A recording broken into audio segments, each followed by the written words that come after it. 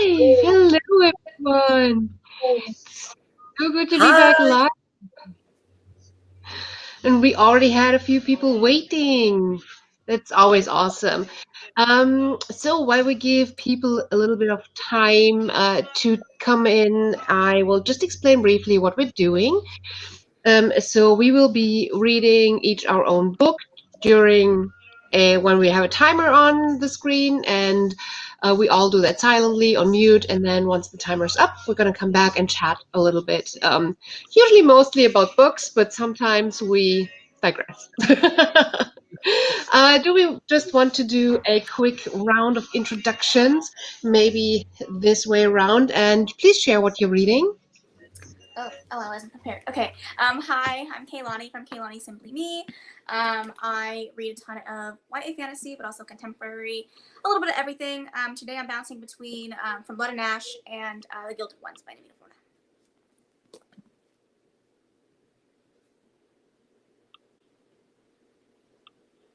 I don't think I heard that correctly. What are you reading today? From Blood and Ash or The Gilded Ones. I haven't decided which one. Oh, okay.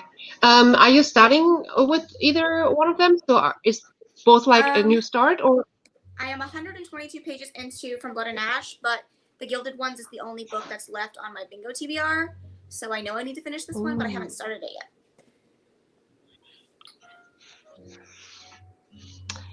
Lorena, do you want to go next?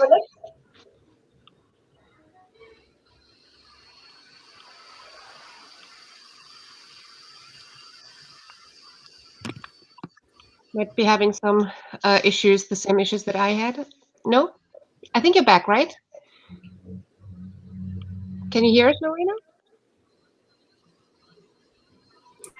I don't know if she can. It looks like. Yeah, it looks like she cannot hear us. Okay, no, she seems like she can't hear us. So, Anna, why don't you go next? No problem. Thank you. I'm Anna from the Book Dreamers Holly. That's the name of my channel. I read nearly everything except self-help. And I'm today bouncing between there. The Little Book of Hugo, which I've heard is beautiful, and these Violent Delights, which I was reading in your sprints last week, and I still 134 pages into. So while we're waiting for Lorena to figure out what's going on, we know Lorena's reading The Stand, which is awesome. So yeah, let's give her some time to figure it out. I will be continuing with Shiver. I have been in such a bad reading slump for the past 2 weeks. I didn't feel all that healthy for the past 2 weeks, so that probably impacted it a little bit. But I'm trying to finish this today. I have to finish this today. I just, when you're in that phase where like I need to move on to something new because this has been keeping me busy for long enough. It's not the book, it's me, but I need to move on. So we need to finish this today. And I am like halfway through, so it's quite a bit to go, but I think it's also realistic. I think the audiobook says 2 hours to go, so I think that's realistic to do today. So let's see. Hi. Can you hear us now? Yeah, no, I've lost it again. Oh no. Well, we can hear you. Oh. Anna, you warned me that we might have some issues today, but Yes, I was in sprints for 30 sprints this morning, and there were, I'm not sure if it's StreamYard or YouTube, but it's just somehow producing an error somewhere. So at some point, the live stream just starts buffering constantly. and after a while, it just shows an error for some time, and then it stays there on error and buffering. One of the first time it happened on the sprint time it was just once that it stayed like that, and they had to start One a of the new. first time it happened on the What was that? Technicalities. But then the Lorena second time. time, after 5 minutes of error, it's went back to normal out of the blue. Well, fingers crossed.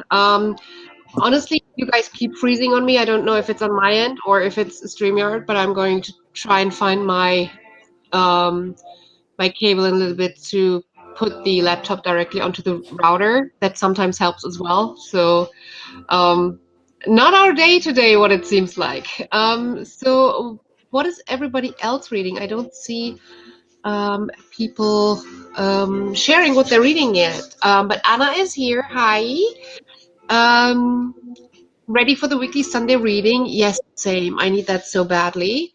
The Bookish Adventure is so excited. That was like a minute before we went live. Purple Reinhardt, hi, good to see you back. I got this last book, Beloved Lyre of the River Reads trilogy by Lauren Rowe, that I hope to finish. Then on to Sweet and Bitter Magic. I have not read either, but it sounds good. Are you enjoying it? Hi, Tammy. Hi, Willow. And hi, Steph. Everybody coming in. I'm reading Tender is the Flesh. Ooh, that sounds creepy. You never know if it's creepy or smutty. I think it's It's either creepy. those. Yeah, it could be, but my mind never goes to smutty, so that's probably why. But I think it's creepy, not smutty. Steph, let us know. Is it creepy or is it a smutty book? Yes, please. Oh, Candice, I loved Spellslinger. I love that book. It's a beautiful cover as well. It's so gross. Okay. So creepy. Okay. I'm reading Shutter Island. Nice, Carla. Willow is reading Court of Thorns and Roses. Kaylani completely hyped for it. Anna's still reading Ruin and Rising. Somehow I thought the series was coming out next week. Also still buddy reading Eddie LaRue. Oh, you've been buddy reading that for a while. And I want to do some reading for my master thesis today. Oh, wow. But you know what? You can absolutely watch the Shadow and Bone series after having read the first book only. You're absolutely fine. Like, I don't think there's really spoilers for later in the series much. And then even for the Six of Crows, you will probably just get to know the characters. But I don't see any real spoilers. Mainly potentially backstory spoilers for some of them. But I think that's it. Have you guys watched the series? I Not watched the yet. first 3 episodes, but I didn't get all the way through the 8. My husband's mad at me though. He's like, "Why did we stop watching?" I was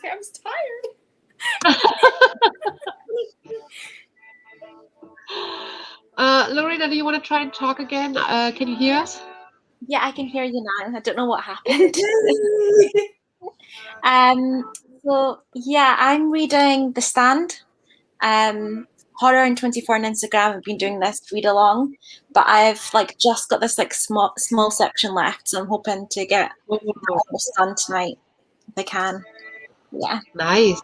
That's a huge one. Yes. it really is. Yeah. Are you liking it? Yeah, no, I'm really enjoying it. It's just like the first small section kind of had COVID kind of vibes to it. But then afterwards, it's like completely different. Okay. Yeah, some books are not good to read in 2020, 2021. But that book is a lot older than COVID, so Yeah. I think there's a lot of sorry. kind What of did you say? predictive. Well, I think there's a lot of books that are. There's so many books that are based on a virus being released, and or some like post-apocalyptic setting that is quite similar to what happened during the like past 1.5 year. I think there's some books that are a lot more predictive with there's I think there's two books that have a lot of like parallels to COVID, like even where the virus is from and all that kind of stuff that gets actually really creepy, uh, like creepy parallels where you're like, no, not a good read right now. The Bookish Adventure, I'm going to be continuing my read for Red, White, Royal Blue by Casey Kristen. I hope you enjoy that one. The Shadow and Bone Show Perfection. I enjoyed it too. I think that there's a few things that I'm not happy about, but it's minor things. I think mainly I'm annoyed with the casting of Nina. Nothing against the actress, but it's I not how didn't she was care for her described. casting either. I thought they could have definitely chose someone better, but just me. Yeah, she's nothing against the woman as an actress. I just think that she's too tiny for how Nina was described.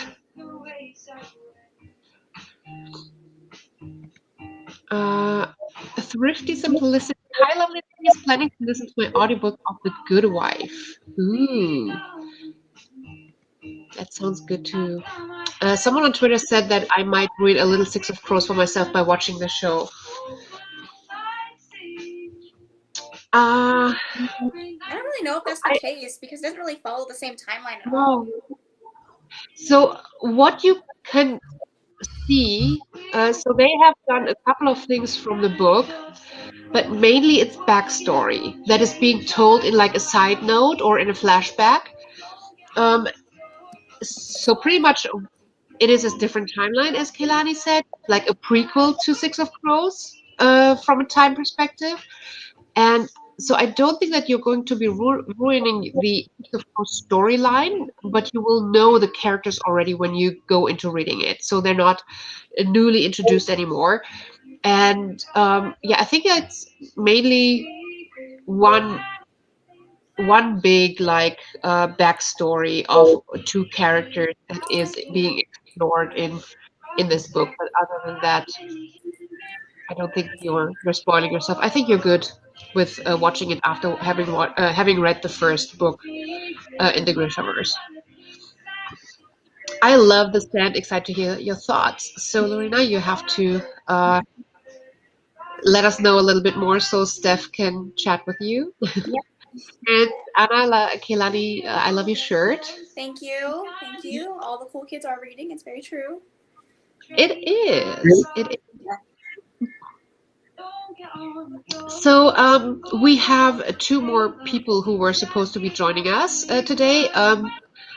One of those is it told me that something came up and they can't be joining us this week. So probably they're joining us next week, potentially. And then Mel is going to join us in roughly an hour. Mel is in Australia, so it's really early Monday morning for her. And so she said she's gonna join at 8 a.m., which is in an hour. Okay. I totally get that. I would not get up at 7 a.m. for reading sprints. No, thank you. Purple Reinhardt, well, I always thought of Nina as someone in the middle weight-wise, and the guy who plays the Darkling has that low, mysterious voice that just does something to you. Yeah, yeah. Possible. Yeah, I think I just imagined the look of the Darkling to be younger, even. I think it was quite old in the series. But it kind of just confirms my it's creepy when somebody who is like eternal age, super creepy old, is drawn to like a 60, 17-year-old. It's creepy. It's not okay. And yeah, I think that in the show it does look a little bit like, ooh, he's old and she's He's young. supposed to kind of look young in my head. He looked young, but he was ancient. He was very, very old. Yeah. So I think they tried to. Yeah, I think that in my head it was more of an Edward Bella situation age-wise from the looks, but I kind of like that he looks older because now other people might be like, "Ooh, that's not okay." It's not just me. So how many sprints do you all plan on doing? Um, so it's usually quite open end. Sometimes we do a total of like 3 hours. Sometimes we go as long as 5 hours. I know that at one point I think the longest that I went with completely Melanie was up to 9 hours, but I do not plan on doing that today. I have an early morning, so but a couple of hours probably. Not sure yet. I don't know if you guys have a time limit for how long you can stay today. Not really for me because I have university stuff to do, but I can do them on the sprint. So I have, while I listen to an audiobook, which I always do. So I have no problem. I I can was, stay for a few hours. yeah, I can stay until probably like 3:30, 3:4. So plenty of time. Do lots of good sprints. Yes.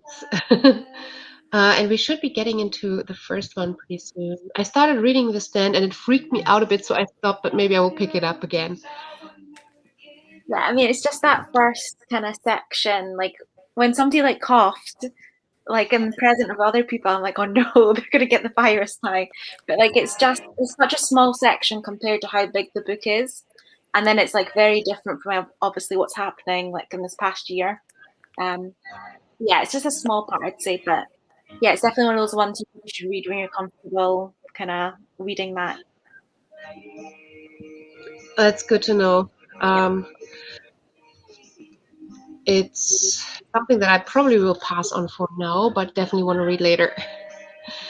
Let's get the timer up. You're all good with 30 minutes? 30 minutes is kind of what we have continuously come back to. Oh, I should share my screen. Like, why is it not coming up? There we go. There we go. All right.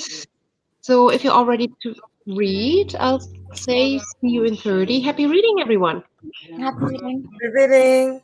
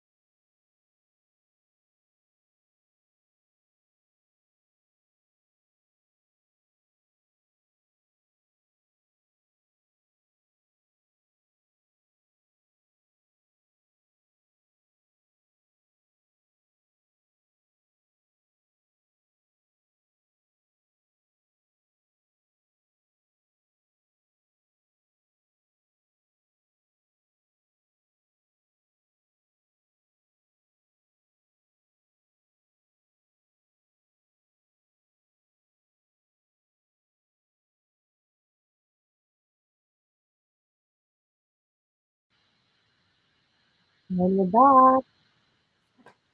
Hi. How have you been doing? I'm in love with this. You are? Well, I'm part Danish, so I should be. And yes, it's so beautiful. Like it's so easy. I've read 24 pages, and basically, it's also quite funny, but it's talking about candles and the lighting being dim and that making you feel cozy. It's quite cute. It's beautiful. It's nice. Kehlani, how did you do? I did okay. I am on page 167, so getting through it. It's one chunky book for sure, and I think that the comparison to this being for fans of Sarah J. Maas is a tough pill to crack for me because I'm such a huge fan that I think my expectations are really high. So if this doesn't impress me, I'm going to be very sad. That makes sense. Lorena, what about you? How did you do? Yeah, no, I did read about 18 pages. I'm on like 1073 now. So yeah, it's getting to like the action bit now, like the last kind of actions. So yeah, it's quite interesting. Good. What about I you, read 20, Susie? 24 pages. I actually was a little bit further than I thought because I switched to audiobook for a while during the day today. So I thought I was here when I started around here, but I was actually here. So that was a good surprise. Yeah. So yeah, 1.5 hours left according to the audiobook. I feel indifferent about it. I think that there's an audience for this, but I'm not feeling it. So I'm kind of glad when it's over. I don't know. It started as a reunion. It ended with murder. I was hoping for more like thriller vibes, but I'm getting a lot more teen drama. Who with whom and who is bitchy with whom, and yeah, that kind of. I wasn't ready for that type of a thing. We are getting a lot from like the past and why who isn't getting along with whom, and I'm like, yeah, no, I wasn't up for that. Got uh, it. I have a feeling that this might be spoilers. This book is getting good, The Loyal Wife, so I'm not reading that out loud, and I'm just going to be moving on. Just the first line. The moment you realize that, I was like, I'm gonna try and not read the full thing. Sorry, Thrifty. I assume this might be spoilers. Purple Rain Heart's got 21 pages read. Willow, oh man, stopped right at a steamy scene. Oh no! Oh Don't no! I'm so stop. sorry. I'm so sorry. Well, at least you have something to look forward to for the next sprint. Rajat, hi. I just joined at the end of Hi. the sprint and read 3 pages of Vampire Academy. Well, 3 pages. Honestly, I don't think that if I could have only read like 3 pages, I would have probably waited until the next sprint. I hate getting into a book for a few pages and then having to stop, but I'm glad that you're here and reading with us. What is everyone reading? Do you guys want to share again?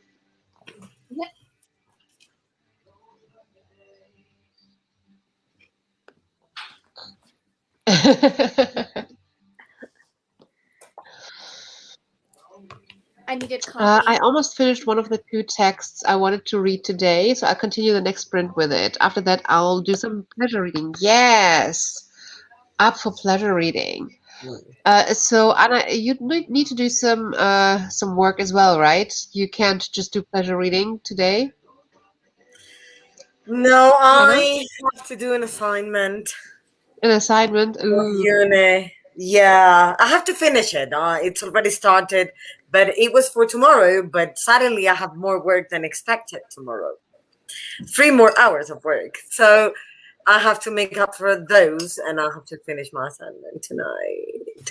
But it's still 6 minutes to 3 p.m. for me. So, I mean, I'm fine pleasure reading for a couple of hours and then recharging to the university assignment. Yeah, for sure. Kehlani, what are you drinking? I feel like Iced I'm jealous of your drink. It's iced coffee. Oh yeah, that I love sounds so it. good right I Yeah. got the ice. It was just in the fridge. It sounds so good right now. I mean, I do have my black tea and everything, but I don't know. I'm not feeling this one today. I don't know what I did wrong, but I just have drink envy right now. I was so like that during that sprint. I Me was too. like, "Don't fall asleep. Don't fall asleep." Okay, I need coffee. Sirius is the best character in that book. Yeah, she is. I have not read this yet, but I have seen the covers and I love the covers and I really want to read it. And there's so many books that I want to get to. That's no problem. Who doesn't? Yeah. Yeah, we all do. We all do. The never-ending TBR. Yeah. No worries. I don't want to spoil it for anyone. It's just unfolding very nice, not predictable. Nice. I like that. I like a book that is not predictable. So The Loyal Wife is what you said, right? I have to look into this. I love a non-predictable book. I really want a coffee, but I won't do that at 10 p.m. I will, however, make a tea in the beginning of the next spring. That sounds good. Make a good tea. You know what? I can have a cup of coffee at 11 and go to bed at 12 and sleep soundly. Oh, really? That sounds like Caffeine you just build up a resistance. yeah, a Well, the little question bit is, too that much. a good thing? Like, is that really a good thing? No, I don't think so. It's a good thing as long as I can have coffee any time of the day or night. But So, do you function without a coffee? yes, perfectly. I do that. I'm trying to not have coffee at all every few days. So I make sure my body's working on its own, and I try not to have coffee in the morning, even if I didn't sleep enough hours. I try not to have coffee in the morning. I try to have coffee like later on, closer to midday, just to make sure my body is doing its thing. That makes sense. Yeah, avoid Oh, addiction. that's a good question for you guys. Who's the best character in Harry Potter, in your guys' opinion? I have to say that I never read Harry Potter growing up, and I just recently watched all of the movies, and so I feel like I feel like you have a favorite character when you have like a nostalgia for the series, but I started reading the books and watching the movies right after J.K. Rowling did all of her crazy talks online, and so I just didn't have like a total invested interest. So I don't think I have a proper like favorite character. I mean, I love the main three, but maybe Dobby. Love Dobby. Gotta love Dobby. I think my favorites, well, I am, I've always been told I'm too much like Hermione, actually. I've always loved the series just based on the sole fact that it was the first time I felt completely accepted because I was bullied quite a lot, as it happened to her. And I'm pretty much like her. But my favorite character is not myself, obviously. So it's Sirius Black and Dobby, of course. And my cat is called Sirius Black, so yeah. I love that. I like Dobby as well, definitely. And I quite liked Hermione. I think in the books you do see a lot more of her character than you do in the films. But yeah, those are my two favorites. Yeah, I'm might be a little bit different there. I'm Bellatrix all the way. I absolutely I love think having, so.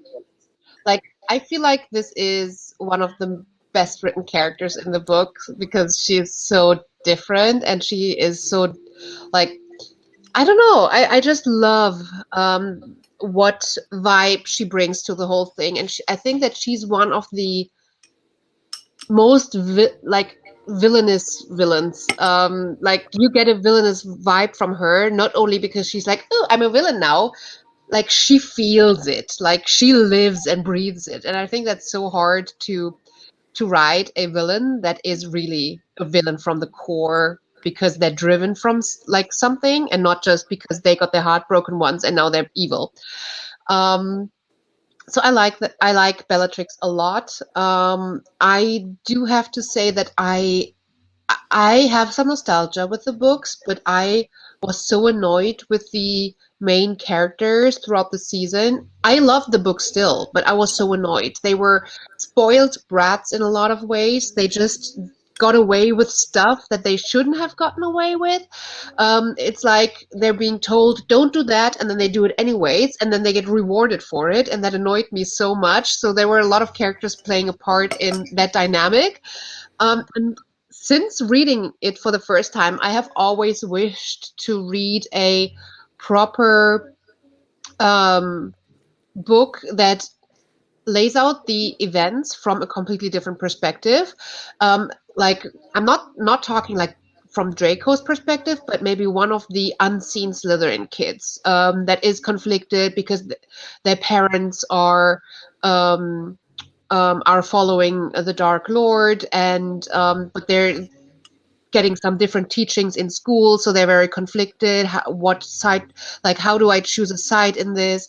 And then getting like seriously getting a slap in the face when you work your butt off the whole year to rank high in the house cup, and then because some kids who broke the rules get rewarded for breaking the rules, and that takes the house cup away from you. I would be so angry at those three for this. I would be so angry at my principal for doing this, rewarding stupidity and then stealing away my what I earned. And I would have loved reading a book from a perspective like from a normal kid, but in like a conflicted situation and just experiencing the events from a completely different perspective. So yeah, But I sorry for the think they rant. do have a point for breaking the rules, not just stupidity. It's on one side that they're doing things for a reason. It's not just because, oh, I want to do things that way and that's it. If it was like that, it would be just spoiled. I mean, and they're still kids. I mean, yes, there have to be consequences to things, but there's a serious reason why they're doing things the way they do. It's not just, oh, I want to do it that way. That's it. I don't think that's their attitude. Yeah, no, I think that's true. Um, it's not just, oh, they I want to do that, but um, they do things that they should be scolded for. They do things that they should not be rewarded for. Um, and they do things in a way that is potentially you can see that it's brave, but it's also just stupid. And it's deliberately against the rules, and then just being rewarded for it is just a little bit weird. Especially if the reward takes away from other people who worked hard, just doesn't feel right to me. Yeah, I don't know. I'm just skipping to one more on that, and I'm going to come Yeah. back to the other two comments. I can separate J.K. Rowling from her books. I'm not sure if that's a discussion, if that's a rabbit hole we want to go down. But I can tolerate. I mean, everyone who wants to do that does their own thing. I do have a problem separating it because so I'm just going to lay my perspective in here, and let's hope that this discussion just does not get too dramatic too long.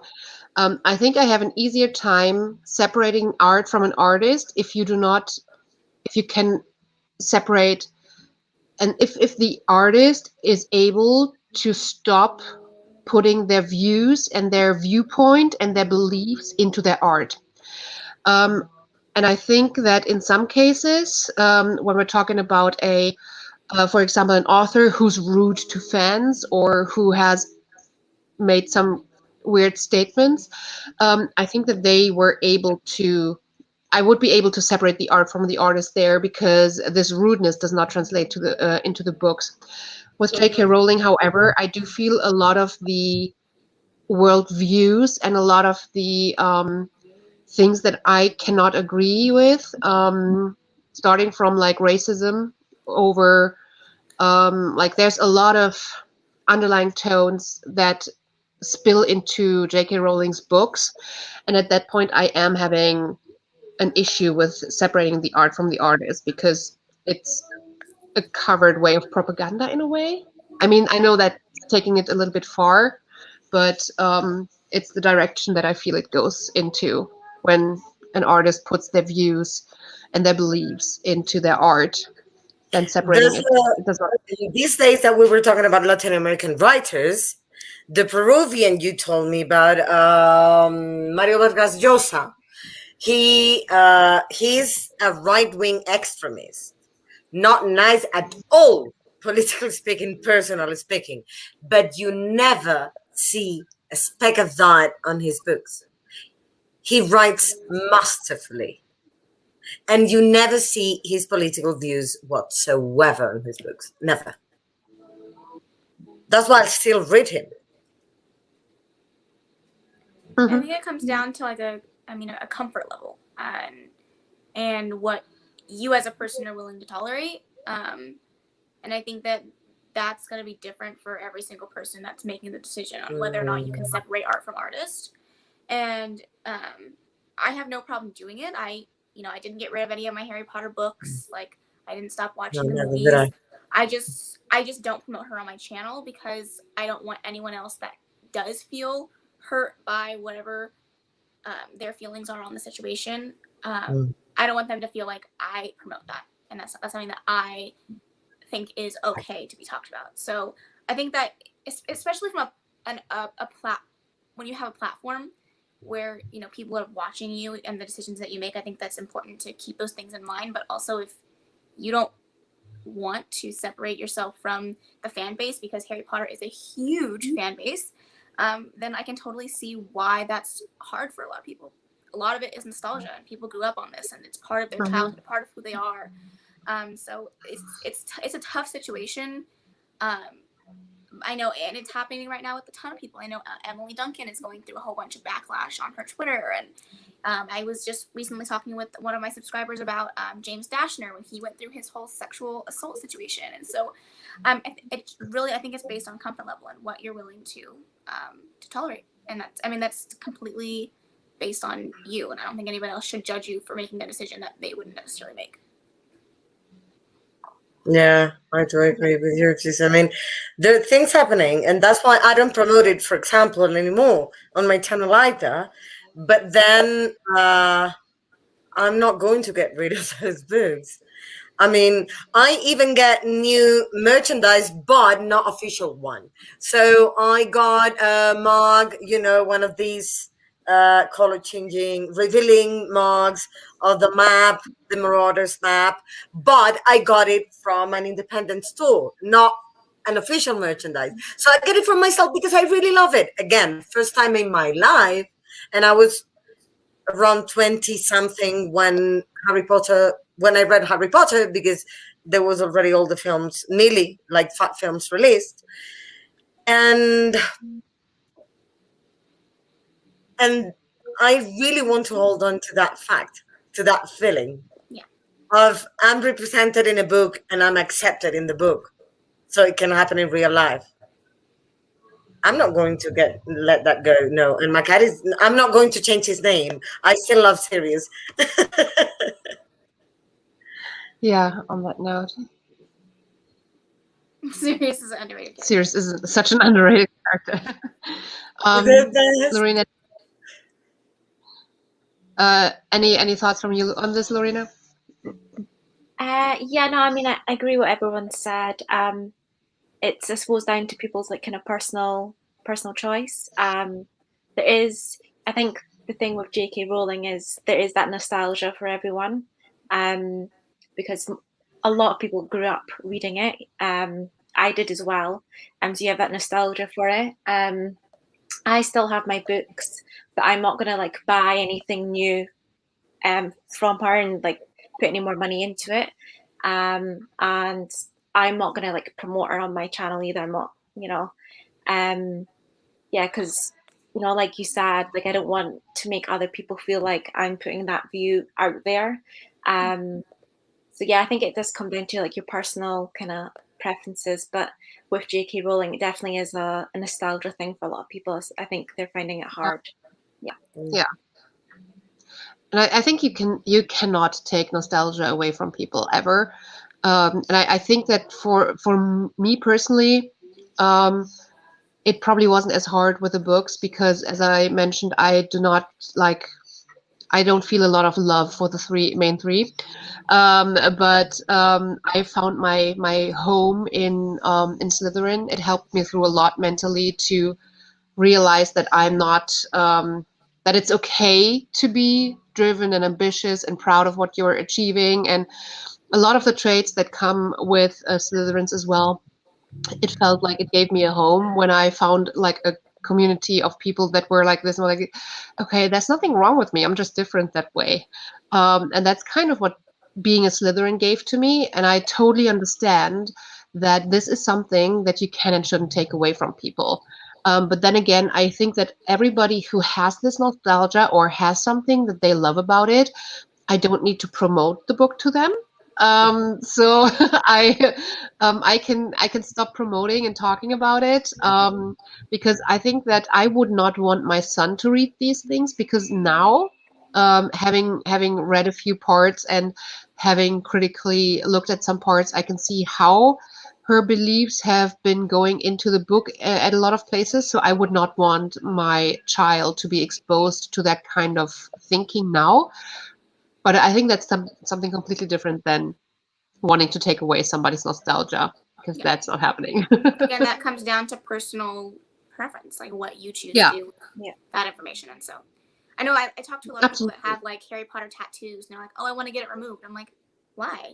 I mean, there's obviously some, basis behind it, and there's something that you loved about it when you got it. And just because, this person made a mistake doesn't mean that feeling should be gone for you. But I feel like a lot of people feel like they have to do those things in order to be like accepted, or feel like they are, making the right choices and, representing what they should be representing. But that was a phase of your life, and everyone goes through phases, and you just accept it for what it was, and move past whatever is going on now. That's very well said. Have you guys read the play? No. I did. Me too. Was it good? I heard it was terrible. That's just what I heard, though. It wasn't as good as the books, but when I was reading it, I felt like, oh, I actually need to see this more, because I never went to actually go and see it, but I think it would be better to see it actually acted out than reading it. Yeah, I heard that a lot too, and you do have to read it as a play. And I feel like oftentimes a play just doesn't read as nicely as a book, where you get to be in a character's mind and feelings and everything. It is just a play, and if you go into it with that. If you go into it with the expectation to have the same experience as with reading Harry Potter, you're probably going to be disappointed. I like parts of the story. I think that there were some attempts to break the very clear stereotypes that were written in the books. So it looked like she tried to break them a little bit, which is nice. But it's not my favorite book, but it was okay, and it was a quick read. So Oh wait, I haven't even read that, and I'm moving on. Harry Potter literally changed my life. No one can ever take it away from me. Yes. So I personally can separate the art from the artist, but I understand if you cannot. I think the tolerance, as Kehlani said, is the most important thing in this discussion. Yeah. I'm unable to separate the artist from their beliefs. Yeah, I can't separate the artist from their beliefs, but I can separate the art from the artist if it does not bleed into the. I can't separate the artist and the beliefs. Mm-hmm. Even if it's not part of the art, if it doesn't align with my values, I can't support them. Yeah, I can see that. I admire people who are able to separate it. Um, I'm not sure. I kind of want to say I'm sorry that you feel that way, that you Yeah. admire people who are able to separate it, because it feels like you feel you're wrong in doing what you're doing, or you should aspire to be that way. But I don't think you need to Maybe feel. it's that she finds it so hard that she feels because it's difficult, then she admires people who are able to do something so hard for her. Just Maybe, because. yeah. Yeah, but honestly, you're good. I think that's a Yeah. very, very human thing to feel the way that you feel. So you're good. If you guys had to pick your favorite female and male book character from any book series, who would they be?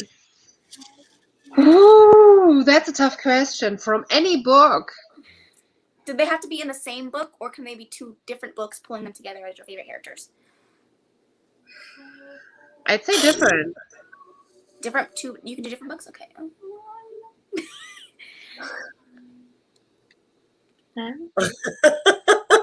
I'm trying here.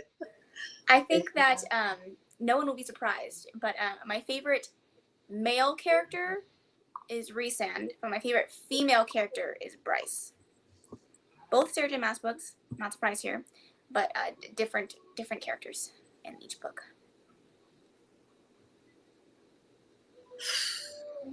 I don't like Vincent. I'm sorry, I'm the only one who doesn't. But I can tell you why. Because I believe he has an issue with sex. So he doesn't identify the separation in between sexual desire and what real love is. The whole Sarah James, I think, has that issue, but especially that couple is quite strong, and I have issues with that. Like when you cannot identify that. That's only that's basically why. Nope, I get it. Totally understand where you're coming from. So it's not that I hate him or anything. It's that makes me feel uncomfortable. So I cannot quite, Yeah, I get it. Oof. This is difficult. It's a tough question. Yes, it's a I great question.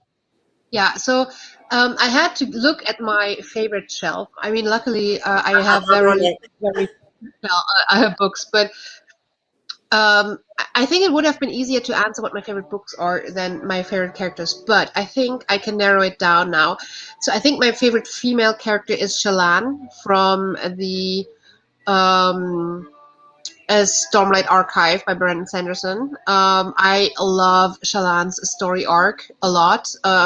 There's phases where Shallan does not come across as a nice character.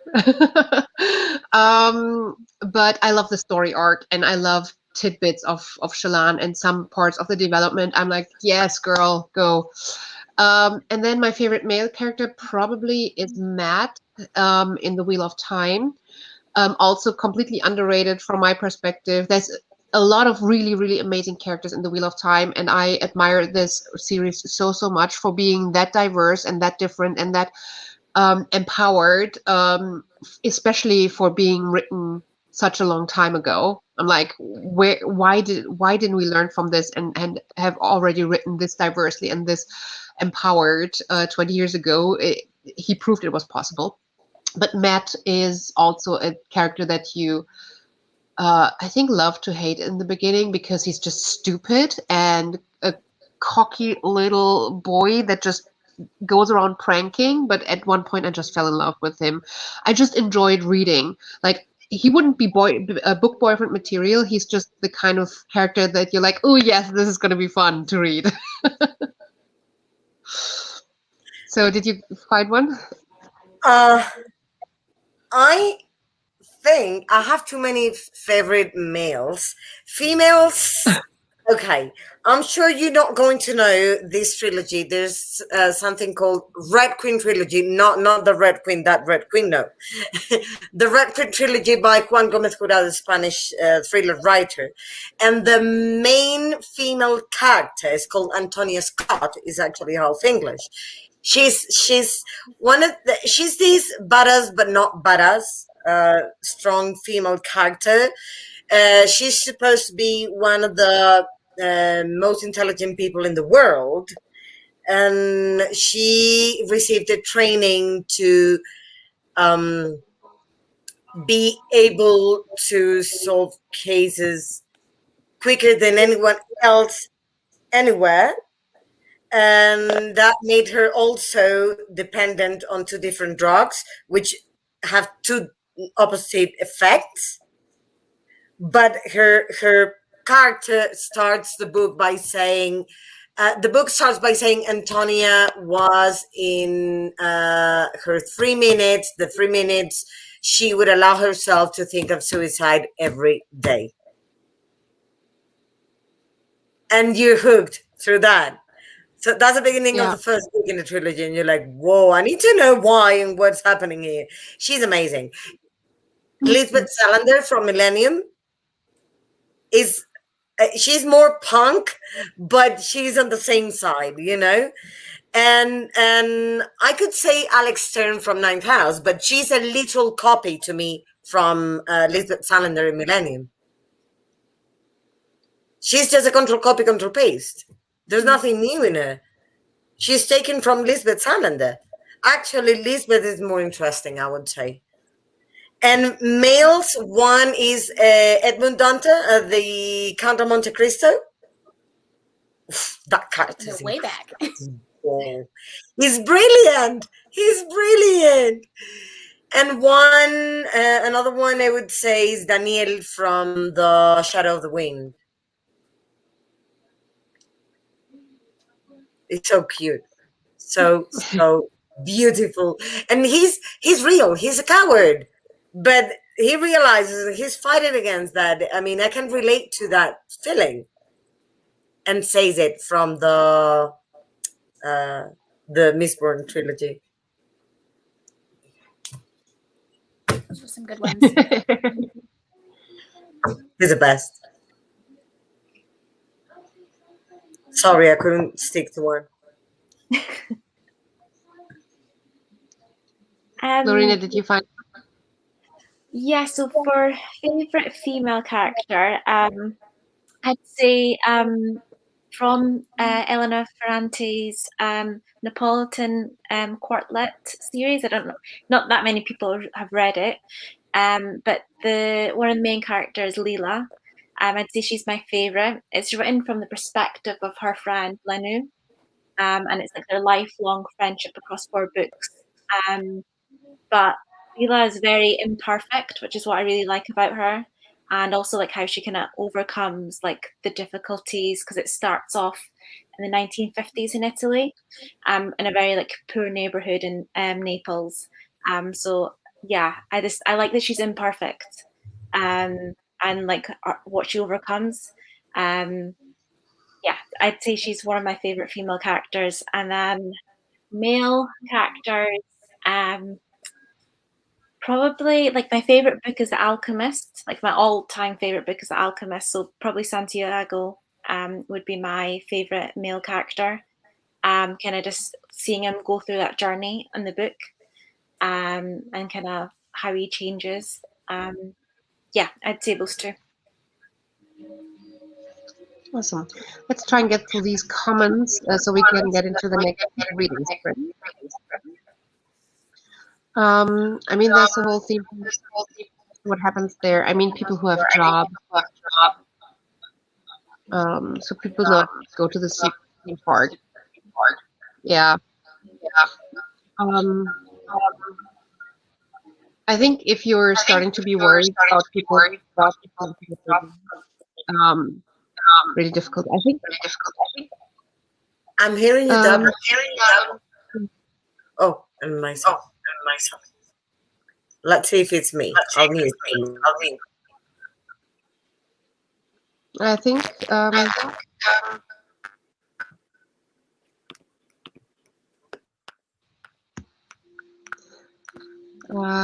Kelani. Oh, we have the robot back. Oh, it sounds better now. Yeah. Yeah. No, Fixed itself. it did. Hopefully, fingers crossed. Okay, so people who have jobs in theme parks, I don't think that you need to worry about those people because these theme parks are run by huge corporations, and if the Harry Potter theme park doesn't work out, they're just going to switch some things and have a different theme, and they like yes, people will rely on things, but we cannot go and just accept things that we think is wrong in the world just for some jobs because other things will come up with jobs. So um, don't feel bad about the theme parks because of the jobs. There will be other parks. Ouch. Yeah, that sucks. That sucks. Yeah. Sorry, Anna. It's difficult to think that's why I admire precisely what the young lady said. Okay, thank you, Anna, for explaining it to me. Yeah, we answered different books. I never really thought about it like that. I'm not sure what you're referring to, but I'm glad if you got a new outlook into something. Hi, Joanne. Happy Sunday, everyone. Happy Sunday, everyone. And there's an echo, You're yeah. lost. The echo, yeah. Mhm. Hopefully it's gone forever now. So let's go into the reading sprint. We haven't been reading in a while. So see you in 30. See you.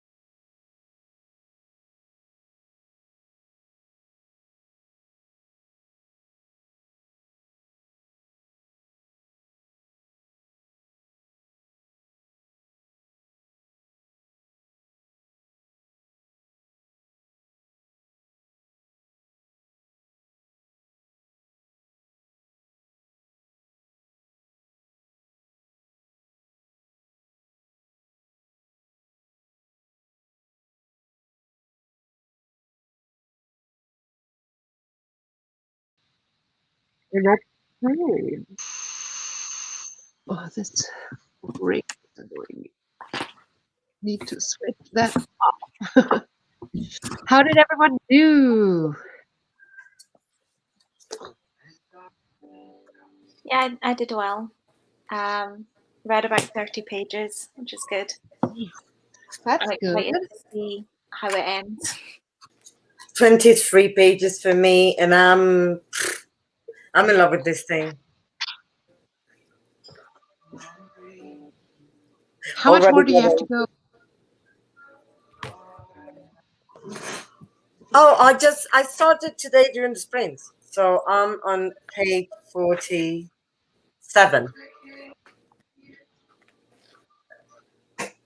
It's not a big book, though, is it?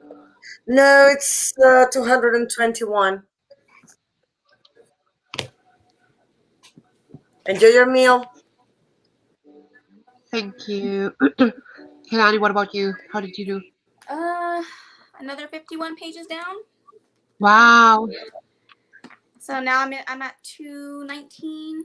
Getting through it slowly but surely. Good. Did another 27 pages, and I unpacked 2 gifts. This is a Once Upon a Book Club book, so it comes with gifts on some pages. And I unpacked one that I feel a little bit weird about. It's like, I mean, it fits the I love that everything that we get in the Once Upon a Book Club fits usually the book. It fits, like, it is something that they talk about and that it becomes real. But I mean, it's pretty cute because it has writing on it. But honestly, isn't this like the type of gear that you would purchase for functionality, where you're like, ooh, it has to have this and that, and it needs to have like this UV ray, whatever, and you would never use like a cheap gimmicky thing or like a fashiony thing. So I'm like, could somebody actually use this and be safe? I don't know.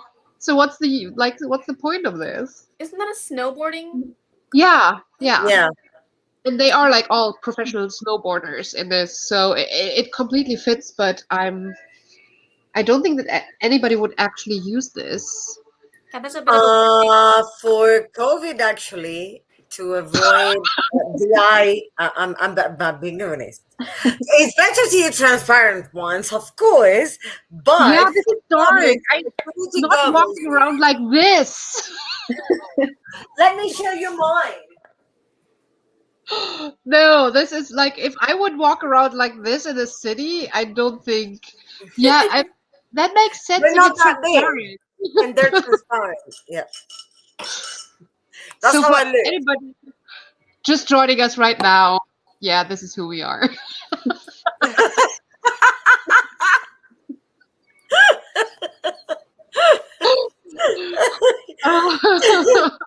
Okay, perfect, nice. Yeah. But yeah, I mean, you're right. For COVID, it might make sense, but not for like sports. I'm No. not sure if this Well, would actually. snowboarding, yeah. But then I don't know anything about that sport. Maybe you can wear something cheap and gimmicky. Where were we? The other controversial authors I can think of is Orson Scott Card and Packstation I Lore. love Oh, girl. Orson Scott Card, that broke my heart. Uh, Orson Scott Card was the first sci-fi that I read, and I was so in love with it. And I have much more nostalgia with his Ender's Quartet series than I have with Harry Potter.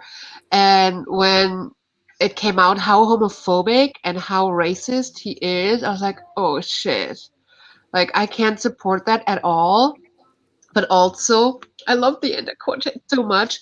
And now I kind of want to reread it to see if his opinions and his voice can be like, if it blend into the art, it. or if I can separate the art from the artist there.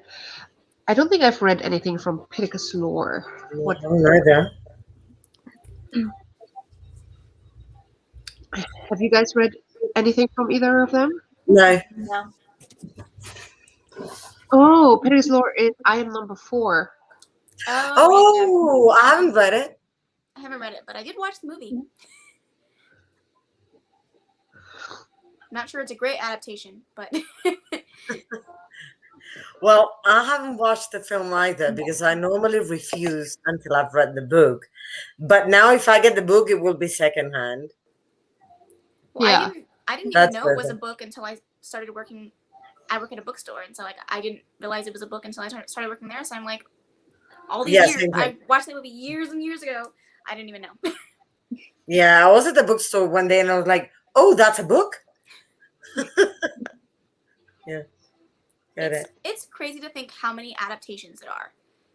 Like, there's so many adaptations that I've watched that I genuinely didn't know were books, and somebody would be like, "Oh yeah, that was a book. Oh yeah, that was a book." I'm like,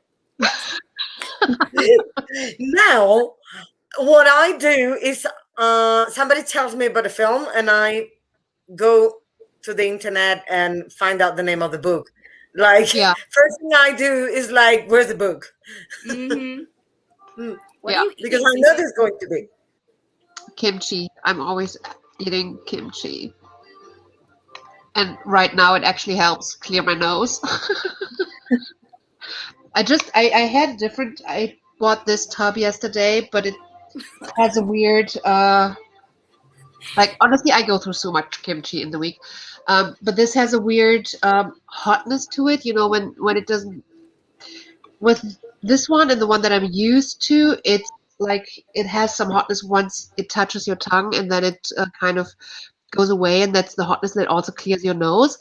And the other one that I just bought has like I'm eating it. I'm like, this is not hot at all, and then oh shit, everything's burning. But it didn't clear my nose, so I'm gonna cook with that one, and I'm gonna eat this one to clear my nose.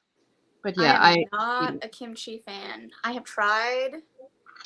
I haven't tried it. I haven't tried it either. I eat Fermented enough kimchi cabbage. for the four of us, so It's just the sound of it, the fact that it's fermented cabbage, first of all, Ooh, turns me off. And don't think about it.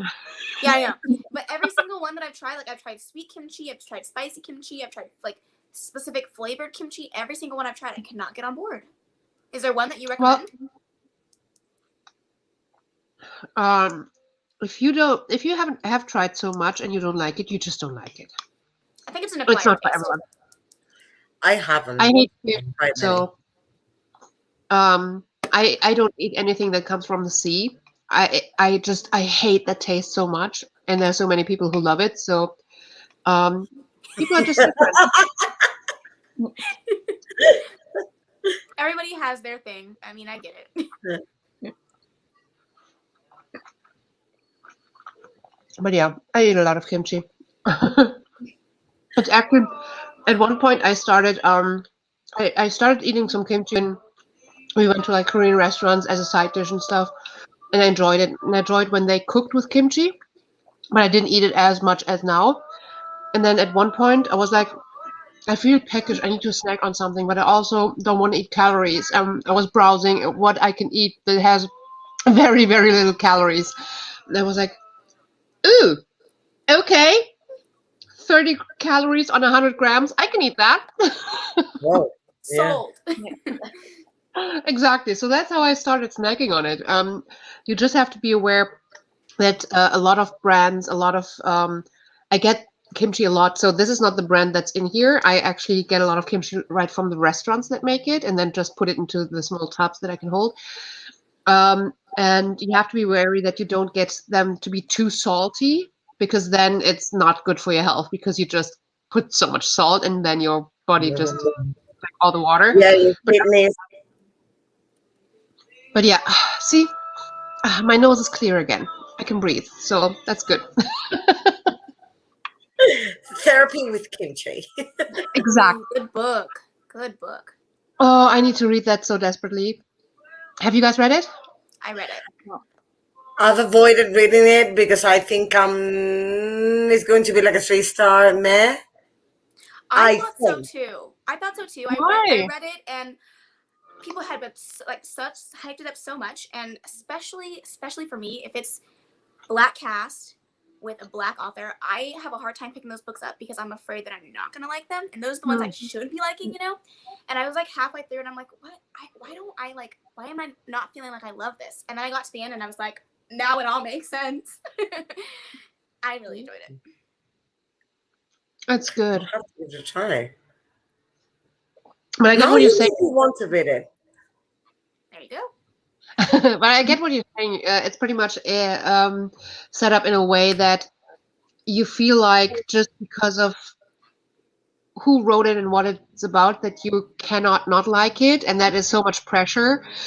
I always feel very like, how critical can I be with something that is, I want to support the author, I want to support things, but then if I didn't like the book, I didn't like the book, and I feel so torn about this. I still want to support you, but that wasn't good.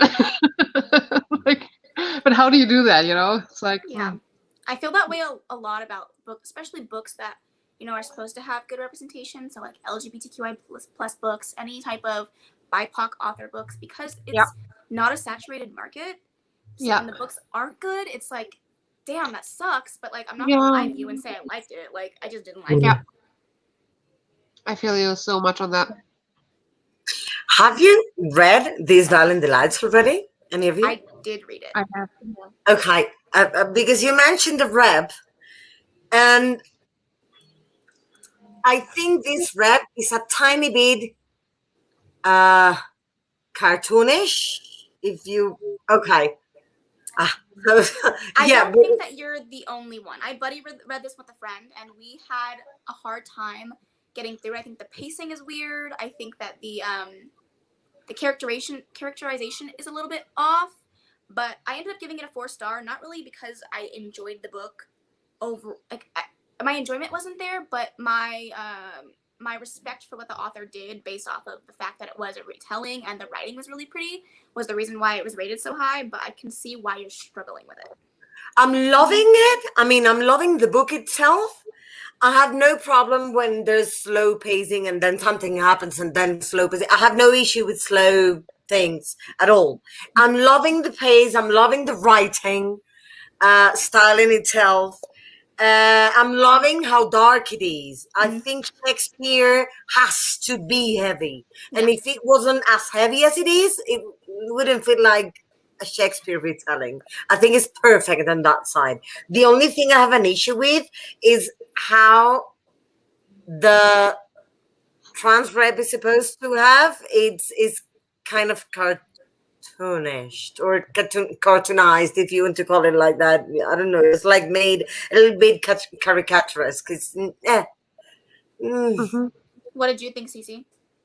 I'm quite in a similar boat to what you just mentioned, Kehlani. I felt like technically there was a lot right with the book, but I couldn't get the connection to it. And then this overall, I felt like a lot of the theme, even though it wasn't horror, it felt horror-esque to me. And I'm not that, like, I don't like that type of theme. It's just something that I don't enjoy reading. And that's not something that's wrong with the book. That's just something that is not my reading taste. So I did not enjoy it as much for that as well. But in my review, I was like, objectively, there's a lot right with this book, and it should be rated higher than I can rate it when I just look at my enjoyment. Yeah. And I think that, I mean, I usually rate books off of my enjoyment. I use Callpile, so it's usually an enjoyment-based thing, but there was so much right with this book. I especially liked the ending. I think that the ending threw me for a bit of a loop, which obviously I won't say anything to you, no spoilers, but it made me intrigued to pick up book 2. And I mean, that's good. It's just I really struggled getting through book 1. And if it wasn't for the audiobook, I don't think that I would have made it through. But I do have a question for all of you guys. I am currently in the middle of book hangover. Right. I would love to know what book or book series has put you guys in a book hangover recently. I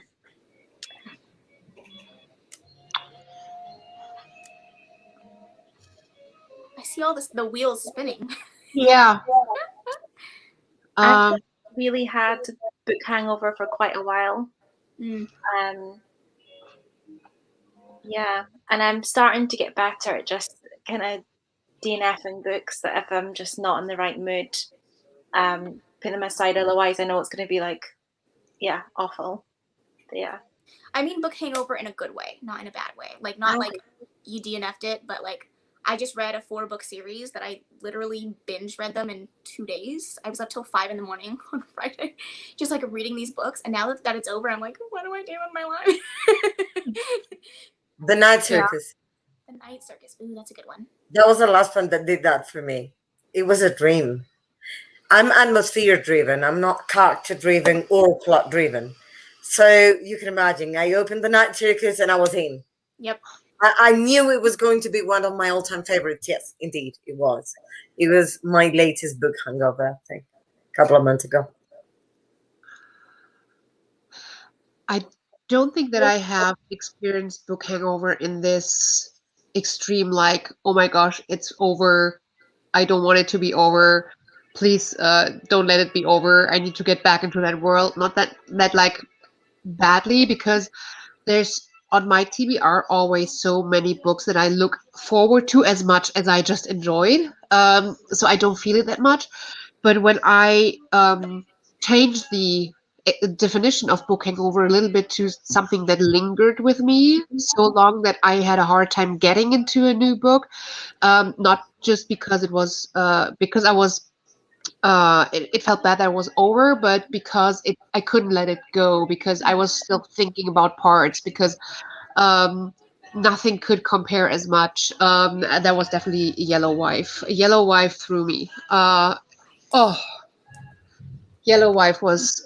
It's currently and probably for the longest time, it's going to be my favorite historical fiction. Really good, but extremely hard to read. If you are the type of person who is looking for trigger warnings before reading something, make sure you check out all the warnings for this one, because there's a lot. It's not an easy book. It plays in the 1850s in southern USA. It is written from the perspective of a young woman who is born to like a black healer on a farm. So one of the slaves who has more of a different station, but still one of the slaves. And her father is the master, like the white master of the house.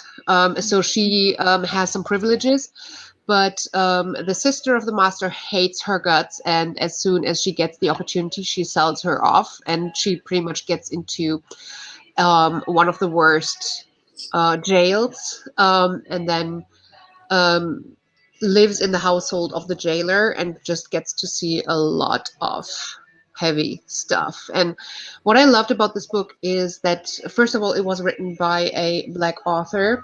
It was inspired by real events, and I like that it took some of the things that were weaponized against black people that I have not read in any other book as much. So weaponizing small things, like psychologic weaponizing of everyday things, of like your kids, your some parts of your appearance, little things where you're like, oh my gosh, how can I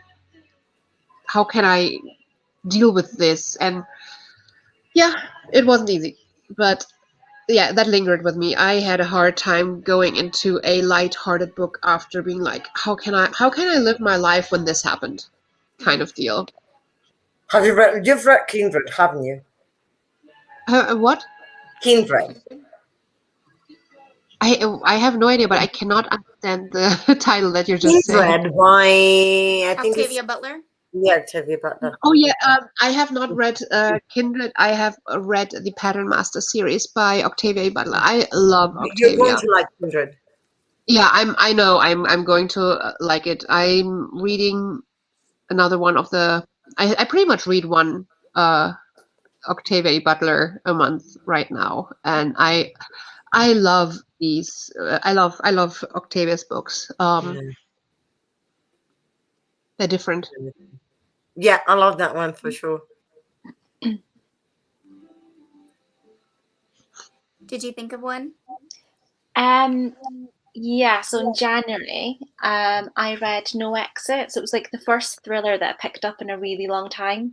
And I've read other thrillers since, and I just can't get back to that same level with thrillers. So yeah, it's taken me a while in terms of the thriller genre to find something that's going to match that, I think. I own that one. I'll have to put that high on my priority list. I really enjoyed it. If you love psychological thrillers, maybe you would like The Shadow Mind by Helen Fields. Where do you Okay. live, if I may ask? Huh? Where do you live? I live in England. I'm from Scotland. Okay. Yeah. Okay, because it happens in Edinburgh. So if you know the place is nicer, because it depicts Edinburgh so perfectly, you can feel it. Yeah. I'll need to look that one up. Definitely. The Shadow Man, Helen Shadow Fields. Man. Yeah. I finished it a couple of days ago and I was like, oh, I'm loving the same. And it's so well documented. Yeah, I'll need to look that one up then. The Shadow Man. Okay. It's a good question, Kaylani. Love that. I love when a question makes me think too. Let's try and get through some comments. Harry Potter, when you guys were discussing favorite Harry Potter characters, something to think. Well, share your thoughts. I love when people on BookTube give me different perspectives and different things to think about. That's one of the things that I love most about this community, that I get always inspired to think differently. Almost finished Nice Purple Rain Hearts. Vanessa, what is everybody's thoughts on the Captain Underpants books? I have no idea what that is. What, really? Yeah. They're young kids books. They're written by the same guy that does the Dogman books. I read them when I was a kid. I don't know too much about them now. I don't even know if he still writes in the series. Well, I didn't read English when I was a kid, so that's probably why I don't know them. Yeah, they're really, really popular over here. Like, really popular. Wild. Hi, Jocelyn. Close to finishing Pandora's Box non-fiction. Nice. And yes, that was a ski mask. Why is it so hard to read papers, etc.? I've only read like 5 pages in the last 2 sprints, and I took notes. Well, because you're taking notes and because you're trying to comprehend stuff differently than when you're reading fiction. And papers are a lot more dense to understand. So I don't read the whole paper when I'm reading papers. I read the summary and I see how useful they may be. Then I go, no, that's the way. That's the only way to make it work. Because, and then I read the start of the intro to see if I have any useful piece of info at the beginning of the intro, and then results and conclusion. I mean, unless you have the necessity of reading a specific section prior, like before that one, that's the only way to get through papers. Yeah. I mean, if it's like 20 pages, 30 pages on an experiment, I don't need to read all this experiment documentation stuff. I mean, the type of papers that I'm usually reading is a lot different. So, and they're usually condensed down to a maximum of like 6 pages, and then you have like an 80-page appendix. But with the appendix, you're like, okay, do I need to see that chart? Do I need to see that explanation? But you get used to reading that type of paper that I'm reading. So I'll practice. That was at Jessa. I'm on chapter 20, making some easy mac during the sprint break. So good.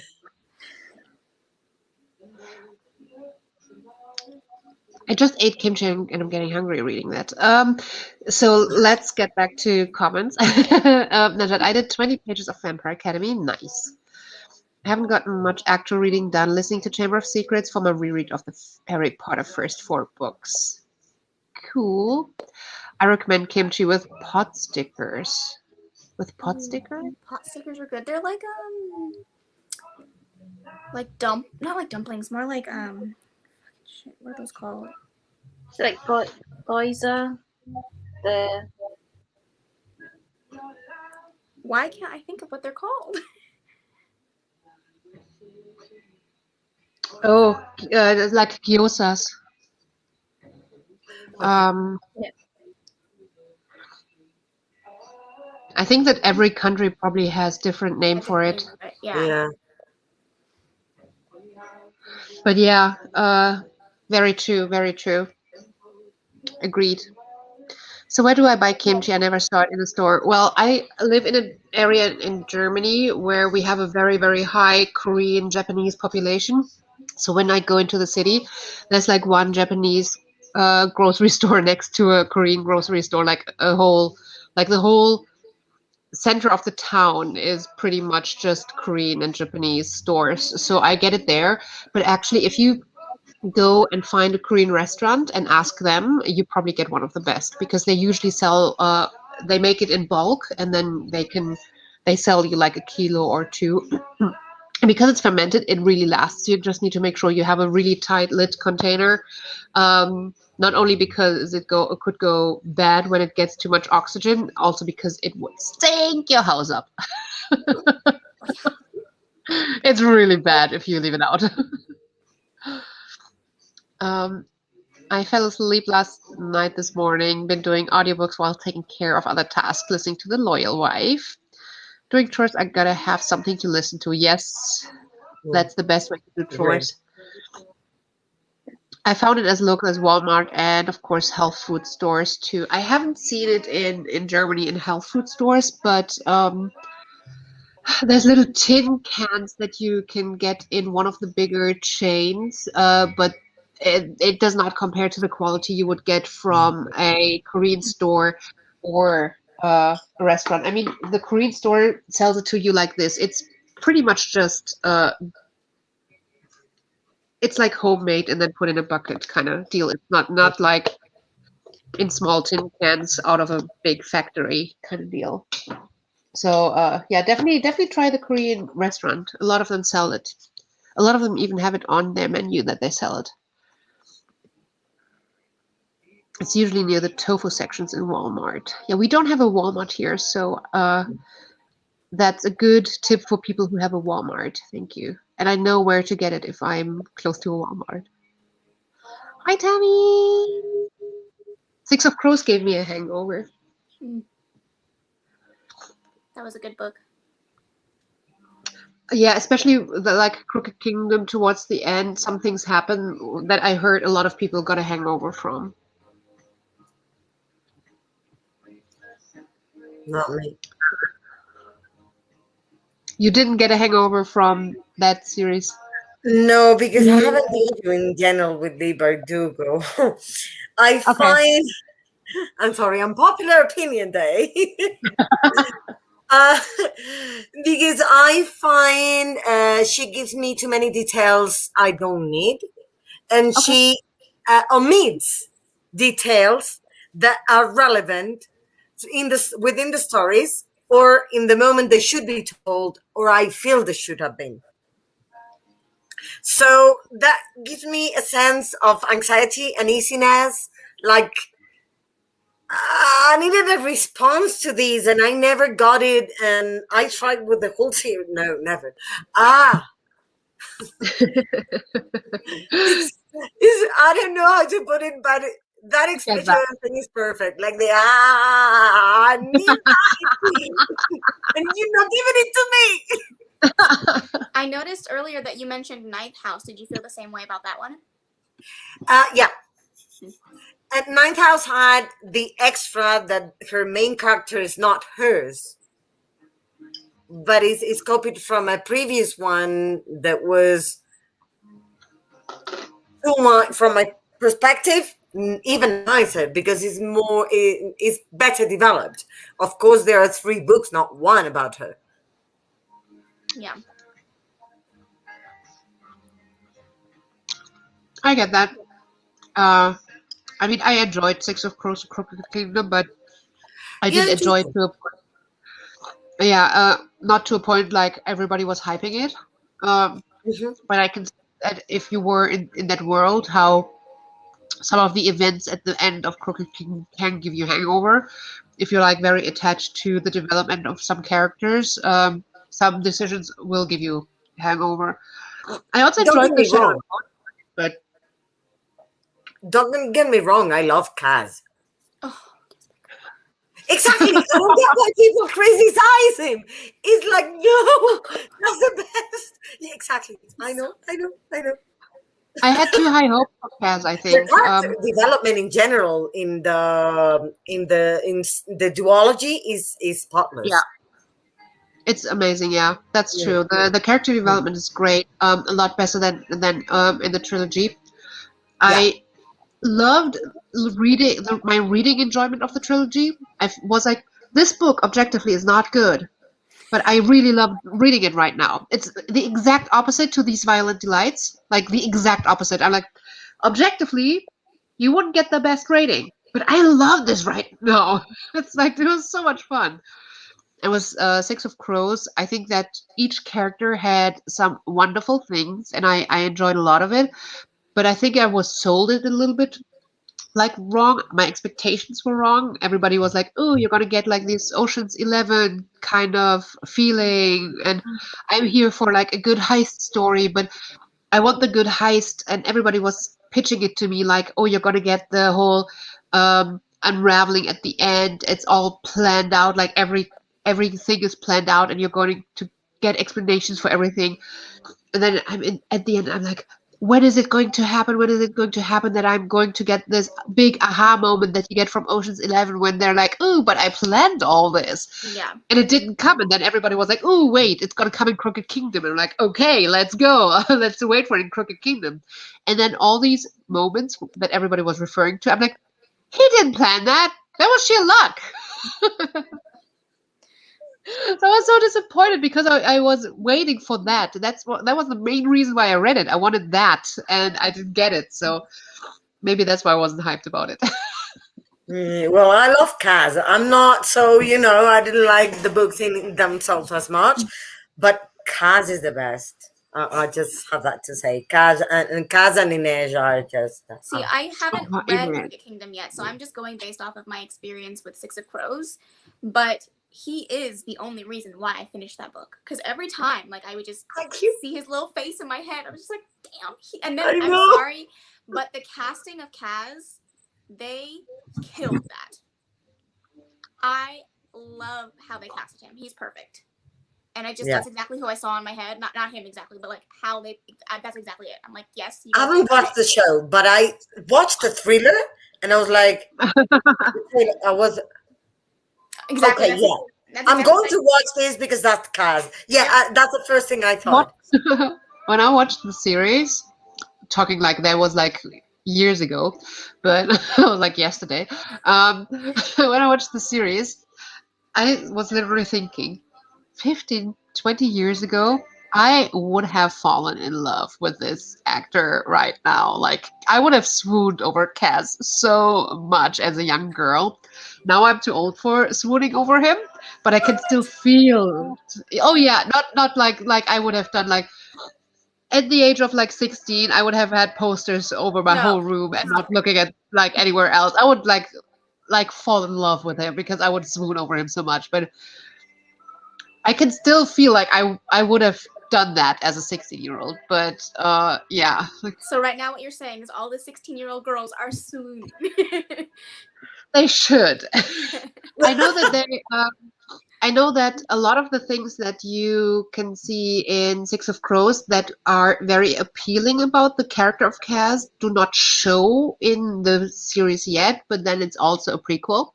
A lot of the badass things obviously might only build up later. So some of the things where you're like, but the Kaz character that I know, he would have easily gone through that situation much like without an issue, but yeah, this is like before he was that way. Um, and I think who I love in the series even more is Jasper. Jasper is so well done. I mean, I loved reading about Jasper, but seeing him in the series, I was like, oh my god, yes. I just don't like the things he's done. I mean, I think what he's become is so incongruent to I don't know how to put it. Like his relationship with his father is a lie, basically. And his father is just at some point like, whatever has to be, let it be. No, no, no, no. Do you see what your son became? I mean, he's shown sweet at some points, but still there's part of him that don't really fit the other. To me, I Yeah. don't know why. No, I cannot get to fully like him because I cannot get to fully understand him, if it makes sense. Yeah. I don't think it's an issue during the series, watching the series, because that doesn't come up as much, and he's just a cool dude that I just enjoy, and he has this like cockiness, like a sexy cockiness, you know? It's the Cool. goat scene for me. Oh my god, yes! No spoilers, but it's the goat scene for me. Yes! Yes, agreed. I need to watch it tonight. Uh, I haven't read the Outlander series. Mm-mm. Me either. But I understand if you're into that type of story, that this will give you heavy book hangover. Just the Black Coats and the Poet X gave me hangover, and after listening to the Crucible, I had a hangover. Anything that makes you think after reading it. Yep, I'm like that. Poet X, fantastic. Yeah. I can only imagine it directly from the Korean restaurant. I'm sure it's so much better. Yes, and actually, you know what? It's often even cheaper because they sell it to you in bulk, and it's not that expensive to make for them. So if they sell you like a kilo or something, I can get that for much cheaper than what I would pay for a kilo in tins.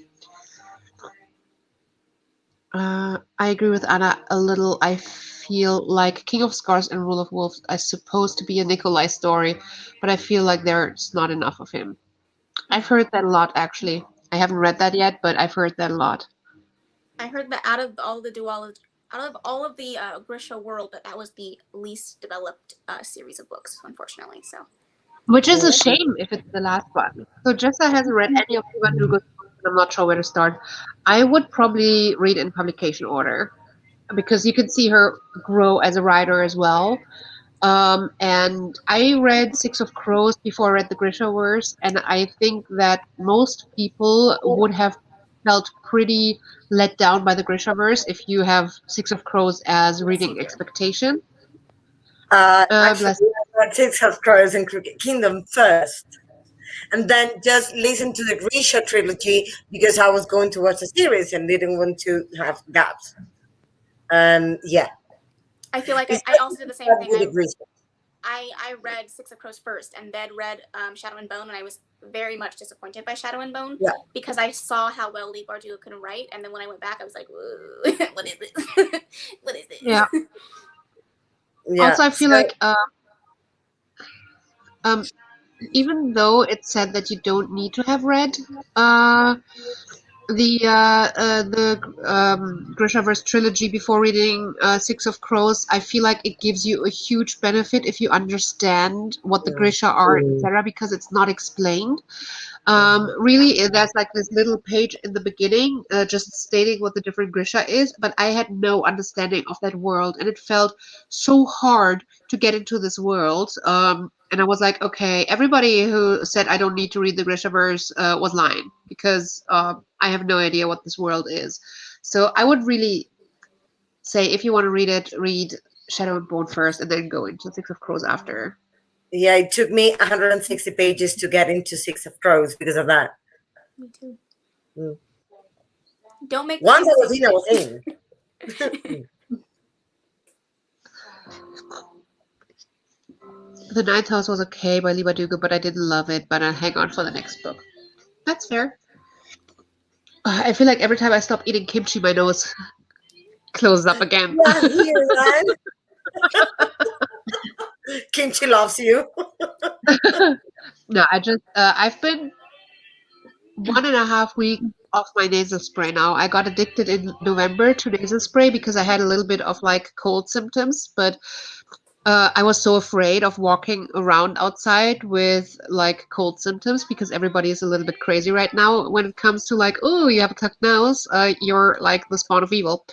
Um, so I just used the nasal spray so I wouldn't be called out and I could go see my family over Christmas because I knew I didn't have COVID. I knew it was like a cold, but everybody was so afraid that I just took the nasal spray and I got addicted after a couple of uses. And then stopping is pretty hard. My doctor said the only way to stop is just to stop. Yeah. So I'm off that for 1.5 weeks now, and it's not getting better. So I'm going to go to the doctor in the morning and hope that my doctor finds a way to get Maybe you this. got rhinitis because you use that too much. Rhinitis, like some kind of nasal allergy to stuff. It could be to dust, to Yeah, anything. Mm.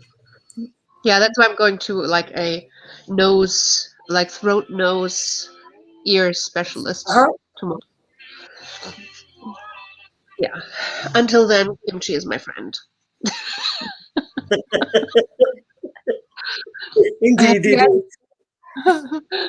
Yeah, any reason to eat kimchi is a good reason. Do you guys want to read some more? We've been chatting I'll so pick much. another one. But it's been quite nice. I mean, we've been chatting Yeah. interesting stuff. Mm.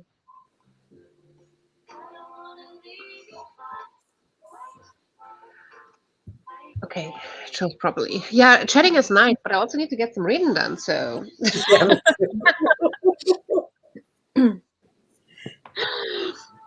all right. Right. Happy reading, everyone. See you in 30. Happy reading. Reading.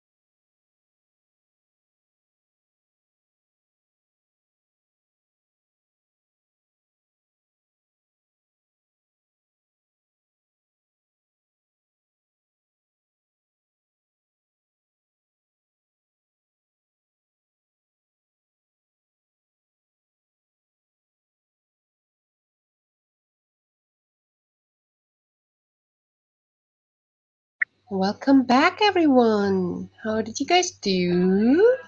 And hello, Mel. Hi, Mel. I read 27 pages this time. I'm 74 pages in. Another Nice, 50 nice. pages for me. You're so I'm at quick. Damn. 269. I listen to my audiobooks at 3.5 times speed, so Whoa. that's why I get through them so fast. Wow. Sorry, I just realized I was on mute. Sorry, everyone. I read about 30 pages again. Yeah, doing well. Really want to know how this ends now. Wow, that's a lot of time. How much do you have left? I have about 200 pages left. So in the next couple of days, I should get that finished because I am using the audiobook in between as well.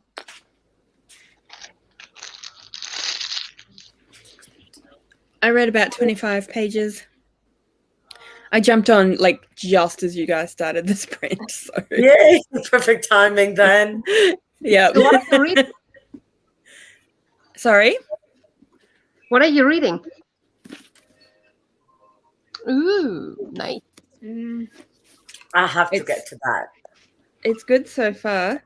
I've only read like 40 pages, but yeah, it's really interesting so far. I've heard it's good.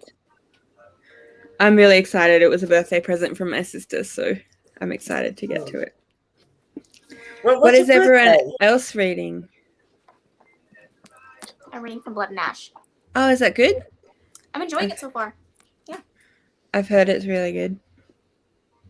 I'm reading The Stand by Stephen King. Oh, cool. Is that one good? Yeah, I'm really enjoying it. If you don't mind like lots of like descriptions, then yeah. Cool. And this is the little book of Hugo. Oh, I've never even heard of that one. Say Any Secrets to Happy Living. Oh, cute. And it's real. Like it's how they live. They consistently every year punctuate as one of the happiest people in the world. And then it says basically what makes them happy and what their soul says with Hugo, and how they treat everything, and it's quite beautiful. It's nice. Cool. That sounds really nice. Yeah. What about you, Cece? I read another 37 pages in Shiver. I have 40, 30, yeah, 40 pages left. And just getting really interesting because I think we're going to have some explanations finally. It's supposed to be like this murder mystery thriller kind of deal, but so far it's basically more of a who will with whom and who did with whom, and more of a relationship like teenagers, like everybody slept with everyone, and drama and competition and sprinkled in between, and some bitchy character competition stuff, trying to do things like devious things to make the other person not be able to compete as well, and everybody hates one character who has gone missing, and I don't know, it's like it's not my type of story, but I do want to know some of the explanations. So Yeah. and I got two amazing gifts. They were like on page 313 and 318, so gifts that were very like a few pages apart only, and those gifts were cool, like this tumbler kind of thing with Oh, cool. little, like probably more like tea than coffee, but because they just drank coffee in the thingy. There's a little sticker on it with a quote. So I think that's something that you can always use. So that's nice. And then this bottle of perfume, which has the name of the character on top that everybody hates, and the perfume, it has been like across the whole book they can always like smell her perfume, so it's kind of nice to now have that. But Cool. my nose, I don't smell anything, so I don't know if Oh it's no. perfume or if I just don't smell anything. Eat some more kimchi and then smell it. I think, but then I have the kimchi smell in my nose as well, you know, like no perfume can be stronger than kimchi smell. That's true. Is that one of those? I don't know what they're called. Once Upon a Story or something? One of those, yeah. Once Upon a Book Club, yeah. Cool. Yeah. I love them. The next month I am so hyped for, because next month the Once Upon a Book Club book is this one, and I'm so hyped for that. Oh, cool.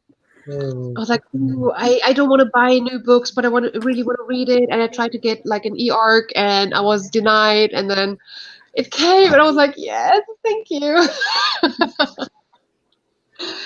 Yellow Wife also was a Once Upon a Book Club book, which I would have never probably heard about, and that now is one of my favorite historic fictions. So cool.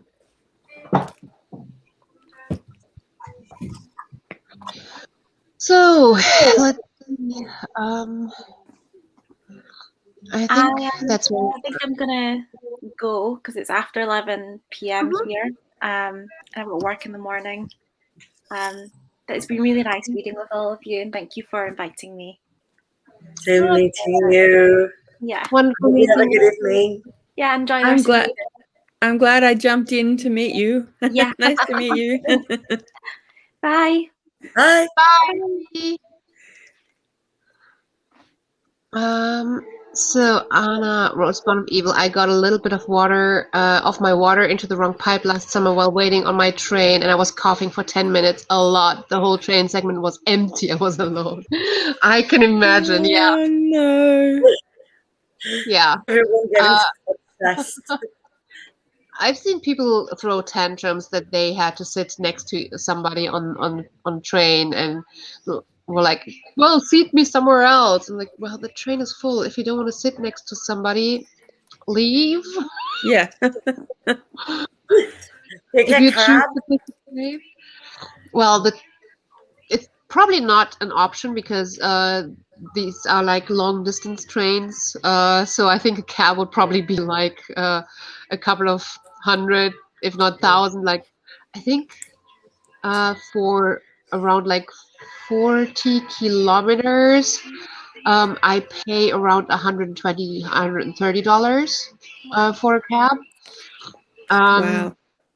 Done that a couple of times from the airport when no trains were going anymore, and I did not feel like sleeping at my like home airport for the first train, and the company would pay anyways. So, but yeah, $140, $150 easily. So if you go by train, like 400, 500 kilometers, that's not something that you would want to pay a cab for.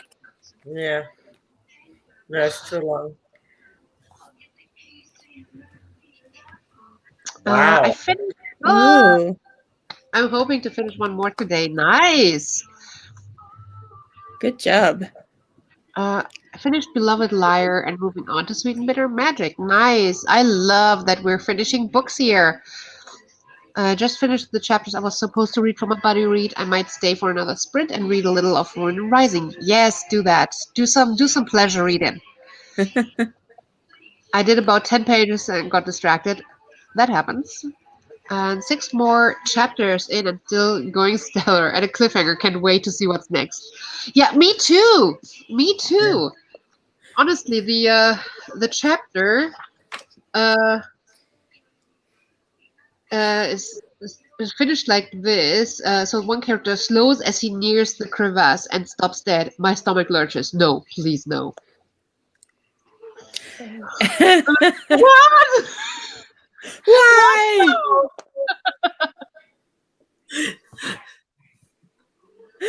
No one. Yeah, So, that's Looking at quite a I do cliffhanger. Last night, I finished reading that book series that I was telling you about, and this author, it was a smutty book series. It was a very dark romance. It was like a reverse harem situation, lots of sex, regardless of the point.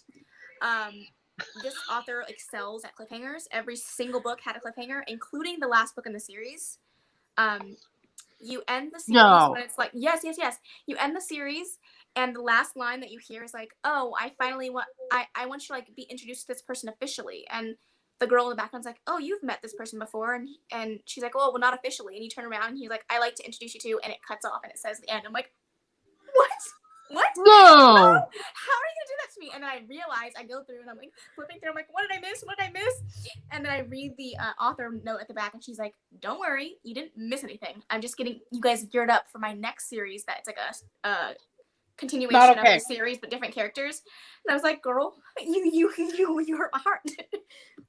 Oh my god, That's not That is fair. so not cool. I mean, I wasn't as mad because the character like wasn't that big of a deal. I mean, it was a big deal, but like I didn't really care about that character, so I was like, okay, I'll just read it whenever I get the chance. But the pit in my heart, like I missed something. I'm like, wait a second, what did I miss? But this Oh type God, of- how was I not paying attention? Yeah.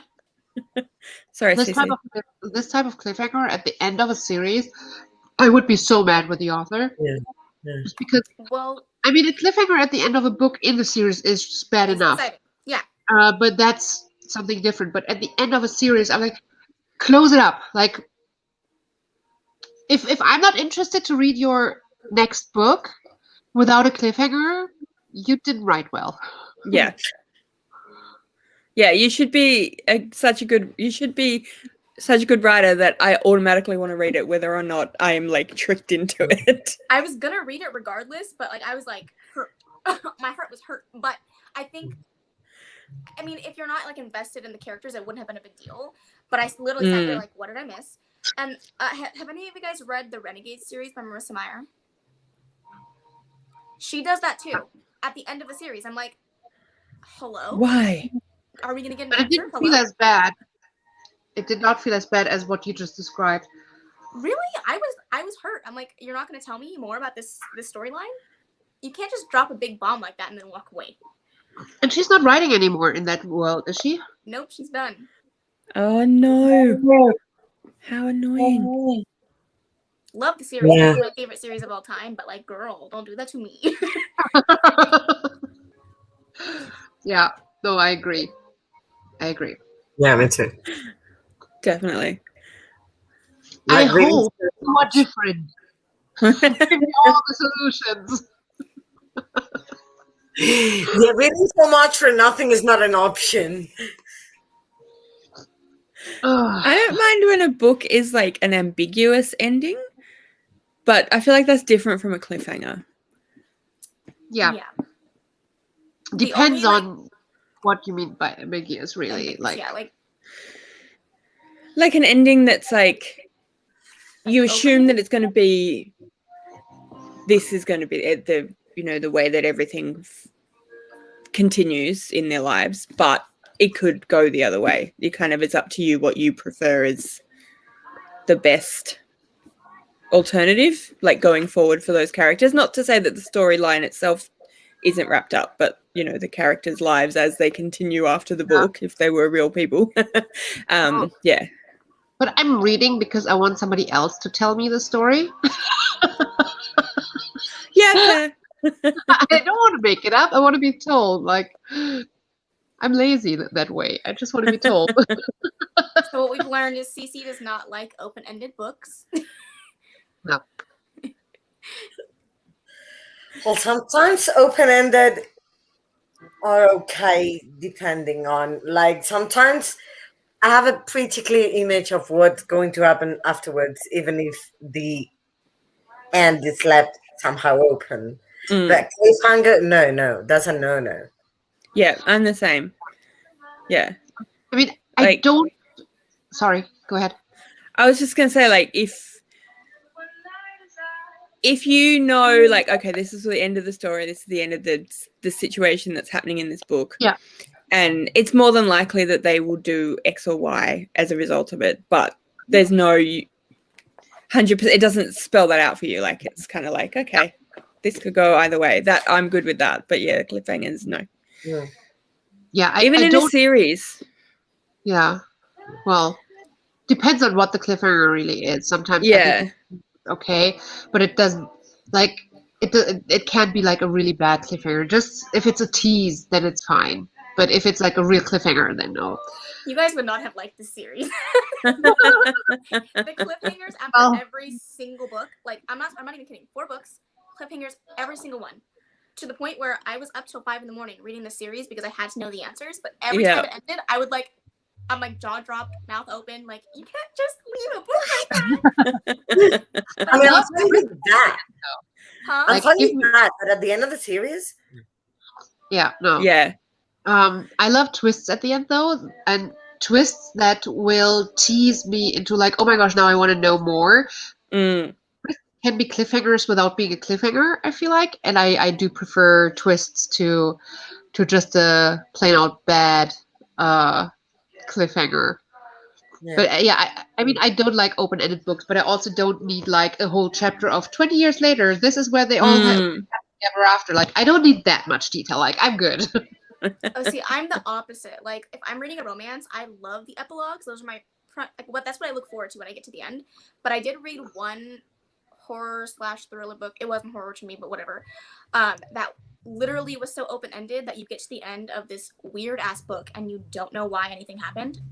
If you guys have ever read The Cabin at the End of the World by Paul Tremblay, it's one of my least favorite books of all time. And it gave me no answers. I'm like, excuse me, I just read this whole book and no answers, not one.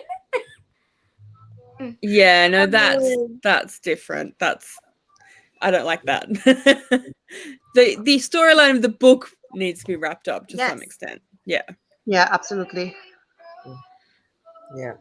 Although I do like it, like you say, twists where you're like, you assume something and then you get to the end and you're like, oh, what? And like you said, then you kind of go back through it like, well, hang on.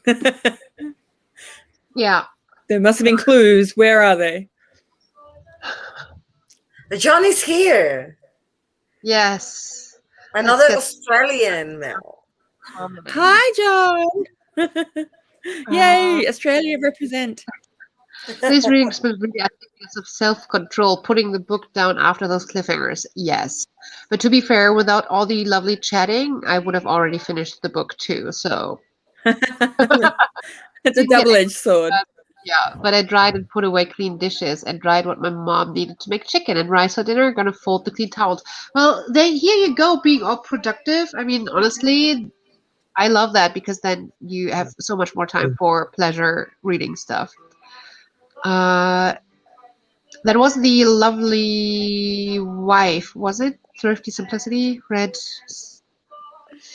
Hi, John. Hi, John. Who else is doing reading sprints today? I have no idea, Jessa, to be honest. Chloe reads books. Oh, yeah. She's doing just her, isn't she? Yeah, I think she started at the same time than we did. Oh. Erin is on live right now. Books and Lala. Well, no, I'm kidding. That was literally dead. There's so many people that do live streams on Sundays. Yeah, Chloe's still going. It's so interesting because when I started these, there were like little to no others going on at the same time, and then some Sundays there's a lot, and then other Sundays there's nothing. Yeah. Yeah, it's strange, isn't I love it? Though, because honestly, I'm happy that it doesn't matter if there's a lot of other live shows going on at the same time or not. We have like this small family that all comes like every Sunday to this one. Yeah. And I love that we can take time and talk about each comment. And I don't want to get to a point where I can't react to each comment anymore. So I'd rather be like with a small group of people. Yeah, I was on when Becca did her 48-hour Bookopoly-thon. Oh. I was on one of those lives. And I'm like, how? It was like for 1 minute. One minute. It's like 1,000 people there, and I'm like, what? No. At that point, you can't engage with the audience anymore at all. You can't engage with the comments at all, and it becomes a "will she actually see my comment" kind of thing. And I don't feel like this is reading together anymore. Mm. And here, I feel like we're doing this together with everybody who's not on the screen. I like that much more. Yeah, the comments on Becca's Okay. things were going so fast that they kept saying like we can't. And then a couple of times, a couple of different lives, my comments actually made it. I was like, oh my god, yes! Win. Yeah, Yeah. no, The sense of community that I have when watching smaller channels as well, or smaller channels, smaller sprints, usually you can't tell by the size of the channel how big the sprints are. But there's usually a few people when they join a sprint. The viewer count goes up a lot, and I don't know. It's just when I've been in one of the smaller sprints, it felt like a community. It felt like doing it together, and you were talking to each other. And then as soon as it gets bigger, it's more of a the hosts are talking to people, but not with them, and I don't like that dynamic anymore. Everything that I love about sprints gets lost then. yeah, somehow. Sometimes it's okay, but it depends. There's like a limit number. Like when everyone was crazy, commenting same time, same thing. You didn't even get to see your comment in the comments. When you're going to look, it's already gone. Yeah. I think with Becca's thing, it was a bit different because we all knew that it was going to be big, and then it was the special live event thing, and yeah, you kind of expected that. But in general, I noticed, I think Steph was doing, from Steph Loves was doing sprints last night, I think it was, and they had like 350 watching. Oh, this morning, was it? Well, my They had, morning. Your last night. yeah, I think it was my last night, yeah. It was 6 p.m. for me. Yeah. It would have been last, because I did sprints on my channel last night. And when we finished, I jumped onto YouTube just to see, you know, what was going on.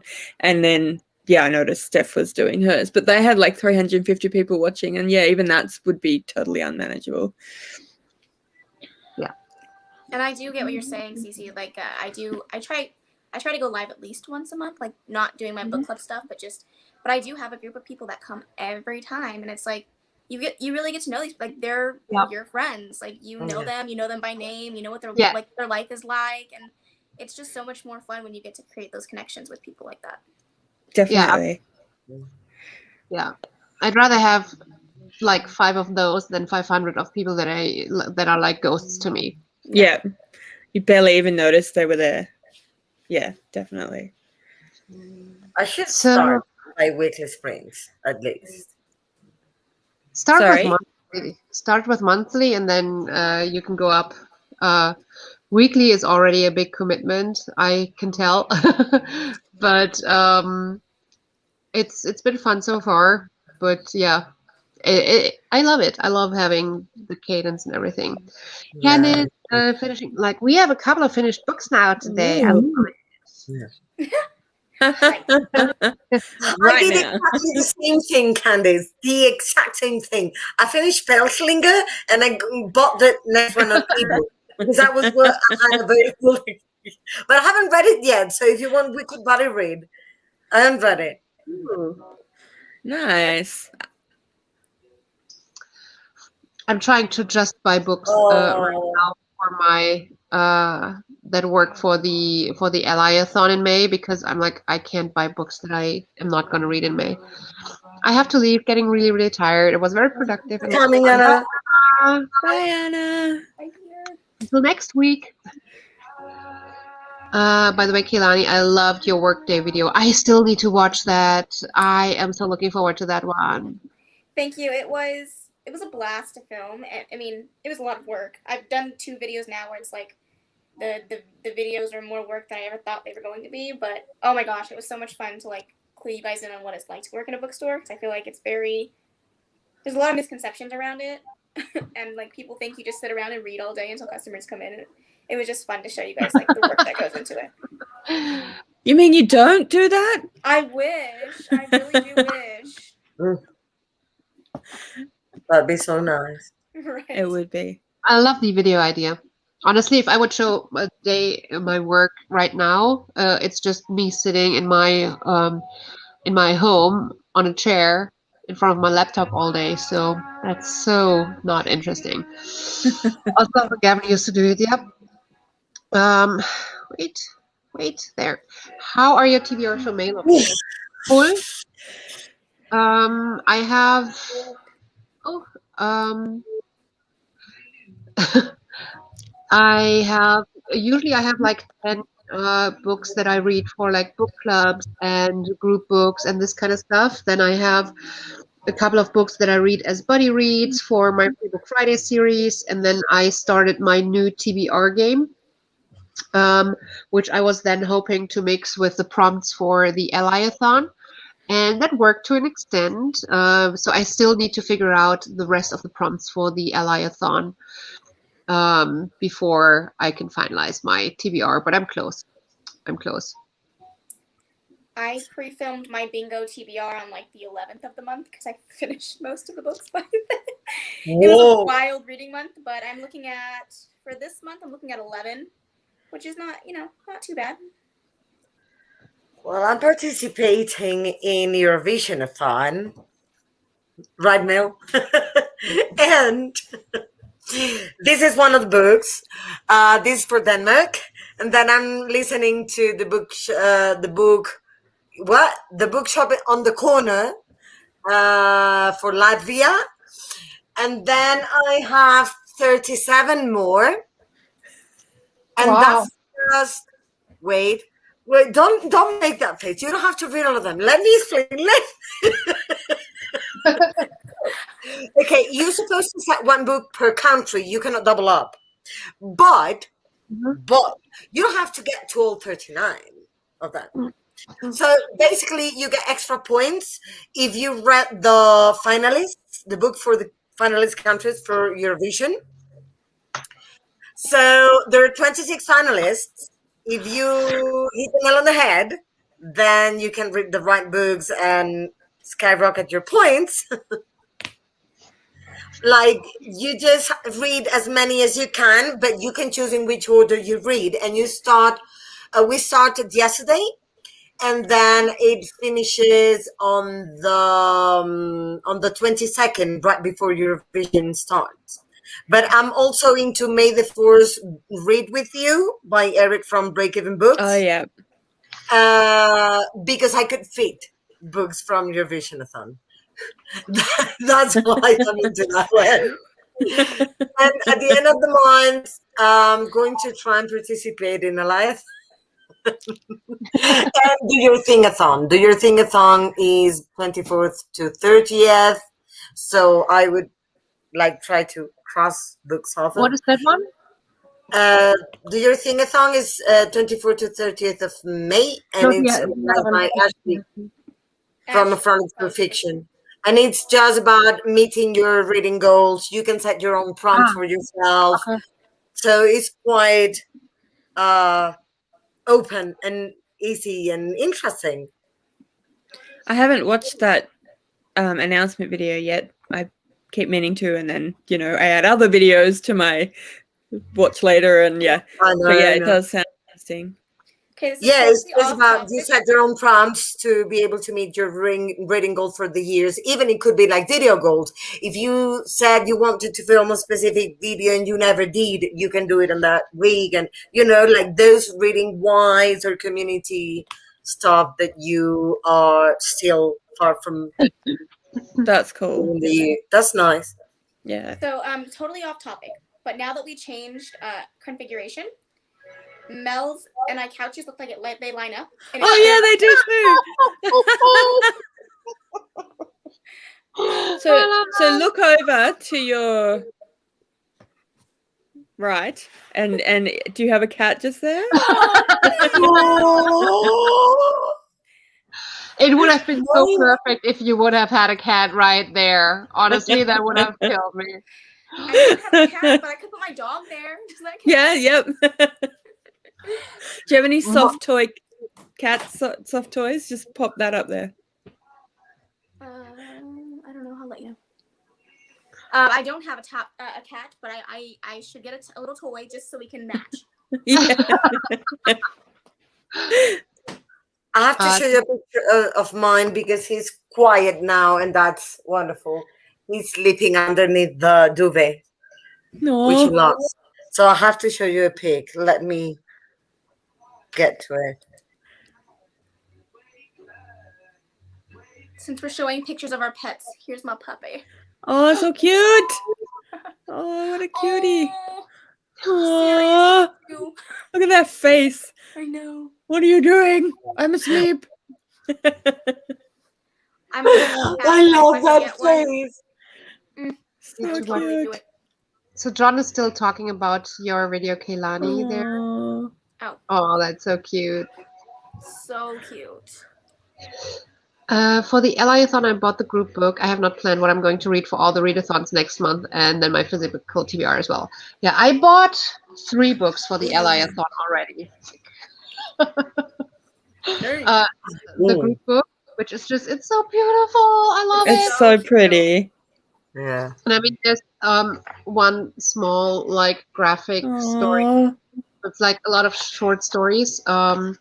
Then I bought A Blessed Olive Tree, 20 short stories, spiritual journey based on the 5 pillars of Islam. I just felt like this was perfect to get into the for the Alayathon. It's a small book, but it probably teaches me a lot about Islam, and I just felt that was fitting. It's like 124 pages, so 20 stories. Nice. And then this chunk, guys. Oh, time to get by. That looked a lot worse than it is because it's a graphic novel. Oh, tricky. But I first of all, I love the name and the cover, Habibi. And it said that this is like a lot of like history, very hard hitting, and it said set in the place where Christianity and Islam began. It explores the fundamental connection between these religions and also the relationship between the first and the third world and the increasingly important battle for the earth resources. And I just felt like this is also perfect for Wow. a Alayathon. So I'm thinking about maybe getting one more because why not? And during my research for the Alayathon, I found so many books that I want to read. And because I found 2 that I probably like the 124 pages and this one, I hope that this doesn't take too much time. Maybe I can get a 4th one, like on topic. Is it 2 weeks, Cece, the Yes. Alayathon? Yeah. Yes. Yeah, I have Eurovision. Like I did my TBR game and that decided my Eurovision. So I've only got 12 books that I'm planning on reading. But then, sorry, I don't know if you can hear that. My phone is ringing. But then I saw Alayathon and I was like, oh no, I really want to do that too, but I don't know if I can. Well, but I might, yeah. Technically, you only need to read 1 book and you can still successfully complete it. So that's the beauty of it. You just have to then pick 9 resources to read or watch, and I'm expecting some of them to be a lot less time commitment, like maybe a 5 to 10 minute read or like a 15 to an hour video or something. But I think that the resources are probably something where you use like 5 minutes or 10 minutes of your time to read through something, but then it lingers with you, or you just think about it, and it's just a different way of like learning something. So you can still participate if you can only read 1 book. Read this with I us. think you could also get a couple of graphic novels. That one is available on script. I don't know if it's for you. It's actually on audio on script. Available on audio. So it would be useful. That's what I'm going to do to begin with because of your Visionathon. And then I'm going to get that one too. Novel that is quite nice, and it could be included in there. That's called The Arab of the Future, I believe. And it's quite good. I read it last year. And then you have Persepolis. That would also work. That is a graphic novel, aside from Habibi. So, and Broken Threads is an audiobook I enjoyed as an audiobook. I don't know how much it is, or if you find it somewhere, but it was hard hitting for me. Yeah, that's the one that I was thinking about. Yeah. You talked about it during the last stream, right? Yeah. I love the audiobook, so maybe that would be the answer. Yeah, that's lots of good ideas. Definitely going to get the group book because I've seen that one on what's the channel name? Books and My Social Life, I think is the channel name. He does a lot of recommendations of Caribbean authors and also Islamic authors. So I've seen that one on his channel a few times and I keep thinking, that looks amazing. So I was really excited when it came up in the Alley-a-thon because I thought, oh, that's the perfect excuse to get that one. But yeah, I think I might do what you said, CC, and do lots of resources rather than try and I'll see. I haven't quite made up my mind yet. I don't think that most people can read 10 books in 2 weeks. It's not the goal to read 10 books. Though you have 10 prompts, it's not the goal. Some people will attempt it, but that's not what it's about. It's about reading as much as you can and want. Yeah, and learning and yeah. Exactly. I'll be posting a TBR for the Alley-a-thon as well. I might add recommendations in there as well if people need ideas. I think that's a good idea. Oh, hi, Steph. Just for the Alley-a-thon, I bought the group book. I think that's the same. No, I have not planned what I'm going to read for all the readathons in May and my physical TBR for May as well, and then my wheel of TBR prompts for May. Yeah, there's so many things to consider when planning your TBR, right?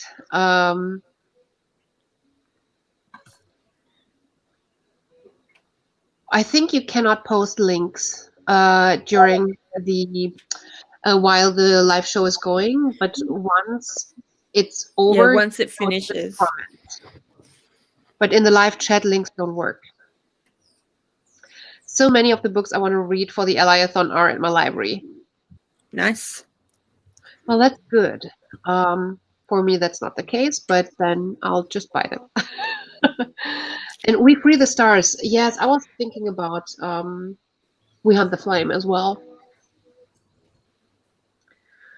I mean, I have books here that fit the prompts, but no, I go out and buy stuff. Isn't that always But the of case? course. Definitely buying the group book.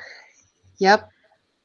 I just love, especially when you're one of the co-hosts for reading a group book, I just feel like you need to be able to do that. Yeah. Like this one here. And a physical TBR for 15 books, which isn't bad at all for a month. The better question is, will I be able to read everything in May? Well, I never can, but I don't know. I love the way everyone's got such different ideas of what's a good amount of reading. Like you were saying before, oh, it's 11 books, that's fine. And I'm like, I had 12 books and went, oh my God, there's so many.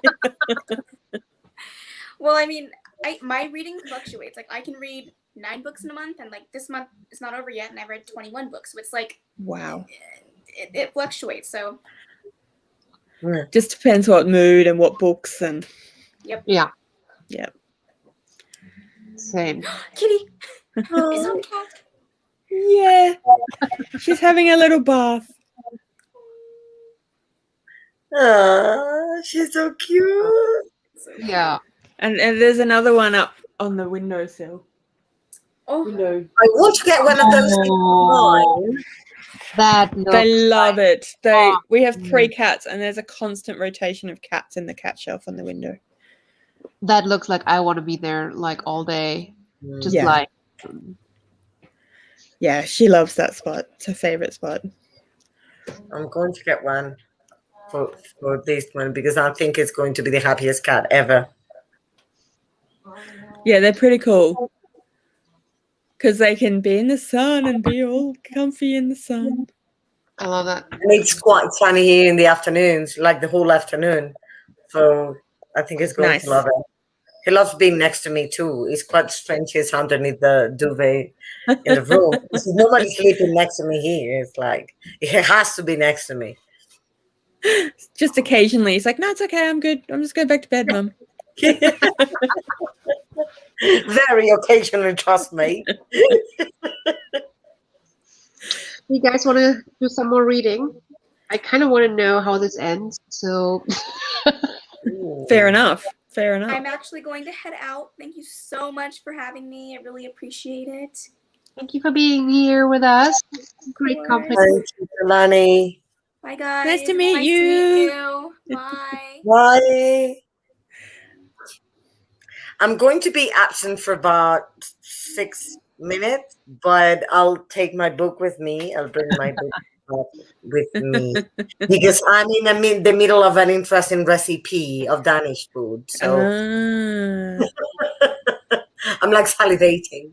I get that. Actually, you should know, Cece, it's milled wine. Oh Well, yeah, yeah. Oh, yum. so I'm quite interested Yeah. in how to make it. It's not hard, but I couldn't like that's such a winter drink. I can only drink that like in late November, December because that's where we drink it here. Everything else just feels off. It's like a Christmas drink. So it's not really, but everybody drinks it when it's cold. So traditionally on Christmas markets. So that's why in Mhm. my Yeah. head I think of Christmas. Mm. So making it in like April seems weird. No, but Denmark, they have it like the whole autumn and winter because the sun, of course, number of hours in Yeah, there. So they normally have mulled wine, also autumn. So basically half of the year. yeah. No, I mean So, the spices that I know that are used in the wine in the mulled wine here also just are very Christmassy, like with clove and what else is in there? Um, I don't know, like cinnamon? cinnamon clove and like this, like it's just a very Christmassy mixture of Yeah. spices. It just feels weird to drink it in like not winter Christmas time, but I totally get it.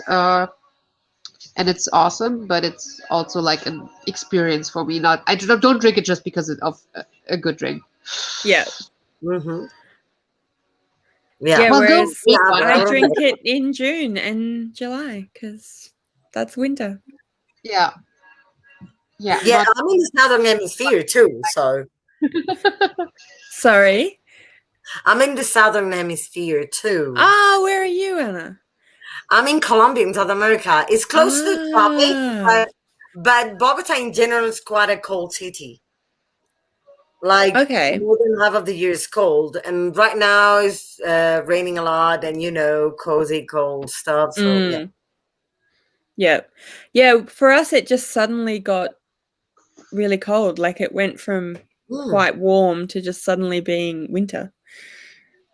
We on the live stream I had last night, we had myself and a girl from Melbourne, and then we had someone from Queensland, and the person from Queensland is sitting there in the jeans and and shorts and a t-shirt, like, oh, it's so hot, and Ellie and I were like, oh my god, it's so cold. That's Australia for you. Okay,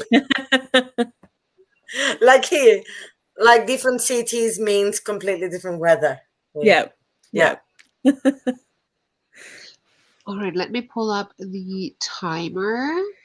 Yeah, I'm gonna put my camera on blank for a minute because I need to return the call. Yep. But yeah, I'll I'll still leave be the here. camera on, I just leave wanted for a to minute. watch So. you take like I wanted to watch you have like a call because oh, no, I want to read. All right. See you in 30. Happy reading. Be Bye. reading.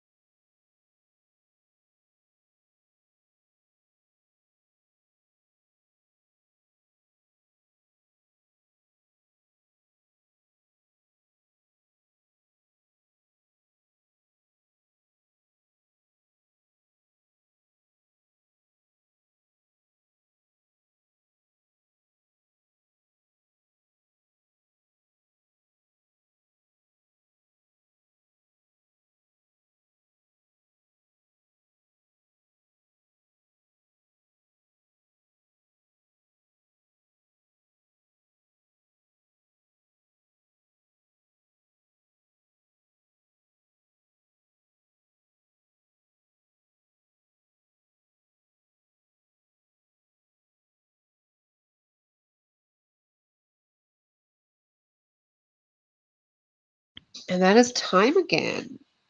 How did everyone do? Wait, let me count.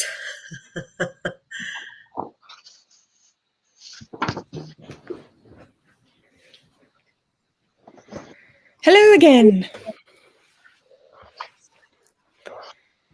35 pages. Nice. Wow. That's proof that I took my book with me in the minutes I was not here. So I'm more than halfway through. Nice. That, yeah.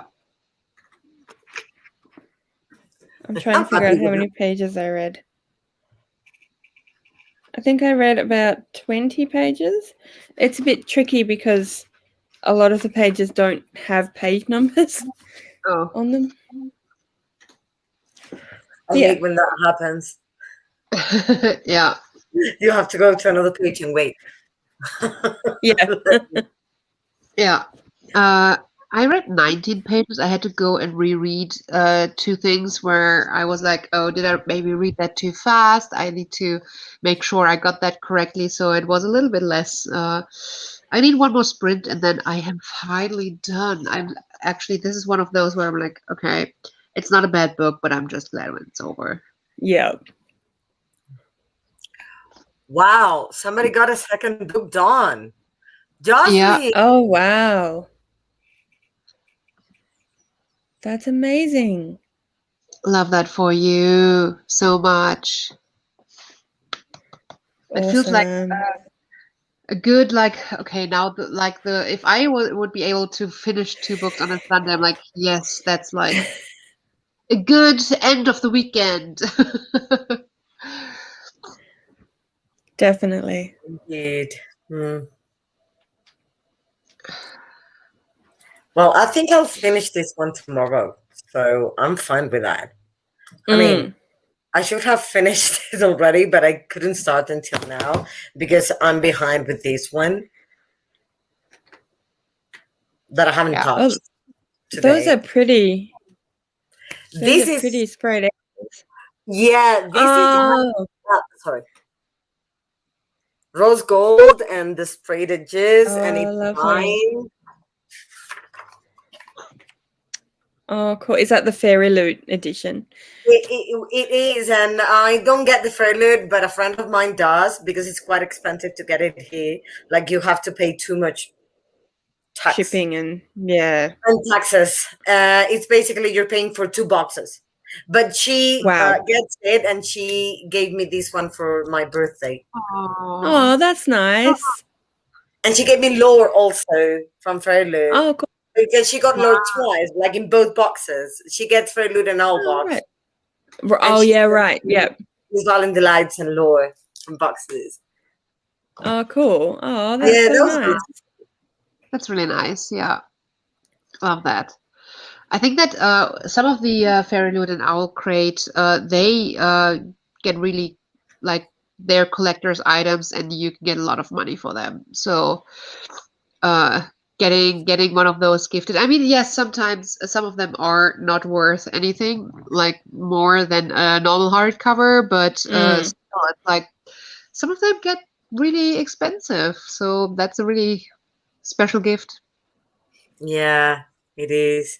I was so thankful and so happy when she told me, don't get that book because she saw it on my Amazon wish list. Don't get those books because I'm sending them to you. And I was like, oh. And she's like, from Fairy Loot because I know you like Fairy Loot more than Owl Box. And I'm like, oh. And I do like Fairy Loot more than Owl Box. Oh, that's so nice. Yeah. It definitely is. How many pages are you missing? So I'm on page 354, and the book has 388.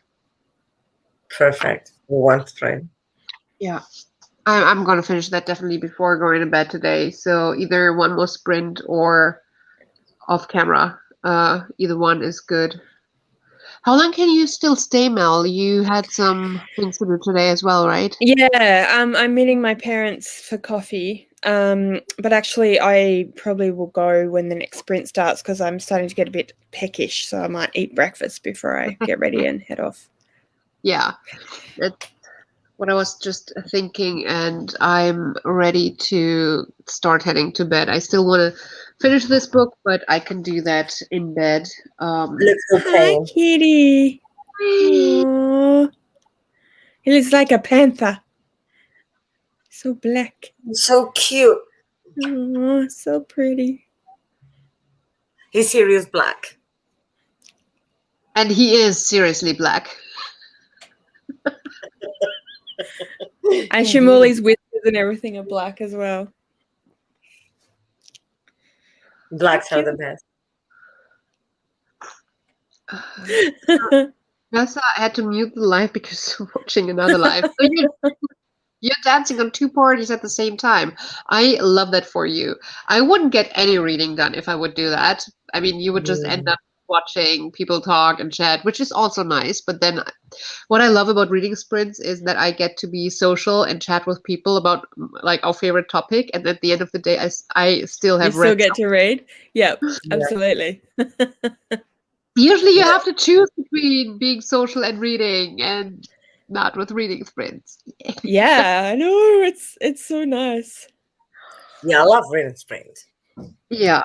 All right, but it sounds like we're finishing up here. Yeah. I think I'm needing to eat. If you want to stay for one more sprint, CC, I can make it. And I would love to move forward. I think I'm starting to get ready to, yeah, I need to do something with like my nose is killing me and I have an early morning to go to actually catch the doctor and it's already 1:30 a.m. so I don't want to stay up much longer. Yeah. Otherwise I won't it's like they have like walk-ins in the morning. So if you get there too late, you don't get a spot with that doctor because they do appointments only in the afternoon, and then in the mornings before like I think 10 a.m. they do walk-ins. Uh, so yeah, I really want to catch one of those slots because otherwise I need to go back on the nasal spray because I can't do this anymore. Oh no. Yeah, there has to be a way. Yeah, the bad thing is really when you're when it's so swollen that you can't breathe at all, and then it stops you from sleeping through the night because your mouth dries out so much and you can't swallow anything. That's kind of the hardest thing. And then also when it's clogged up too much for too long, the pressure behind the eyes is killing me. And I have a very, very busy work week coming up with loads of interviews that I do through like video conference stuff. So looking and chatting with people on the screen also dries out your eyes. So I need to have a solution in place before this Yes. like marathon starts. So Fair enough. yeah, that's my life. I can't complain, to be fair. I love everything about my life. So Oh, that's nice. That's good. except that I'm turning 40 in 2 weeks, and I feel like I feel so depressed about it because I had planned either to go like originally like 5 years ago I started planning going on this like epic road trip, just being dropping off the earth for 4 weeks when I'm turning 40 and doing this epic road trip. And then last year it started to look like that's not going to happen, but I was still pretty confident that at least I could then have an epic party because all the shit would be over. That's what I thought like a year ago, but here we are, and I'm probably going to be sitting at home, depressed, alone, being like, yay, milestone, being alone at home. No, but you should do something, even if it's online. Yeah. We'd have a birthday live stream. Mm-hmm. I have so many live streams. I just don't know if having an additional for my birthday is going to make it better that I'm depressed at home alone. I think it would. It would. You think so? Yeah, I think it would help. Mm-hmm. Let me think about it, because it's We also can in the middle of the week, and I have I'm doing focus groups on the 3 days after, so I'm pretty much planned to work with like focus groups for roughly like 10 hours each day. It's going to be very, very stressful days, so I can't stay up late either. So maybe let me think about it. We can all put on party hats. I love that. I've never had somebody put on a party hat for me, so I love that. Everyone make their own cake, and then we can all just sit there eating our own cake. Oh, That's a nice idea. And a couple of balloons. I Yeah, have a feeling you're planning my party right now.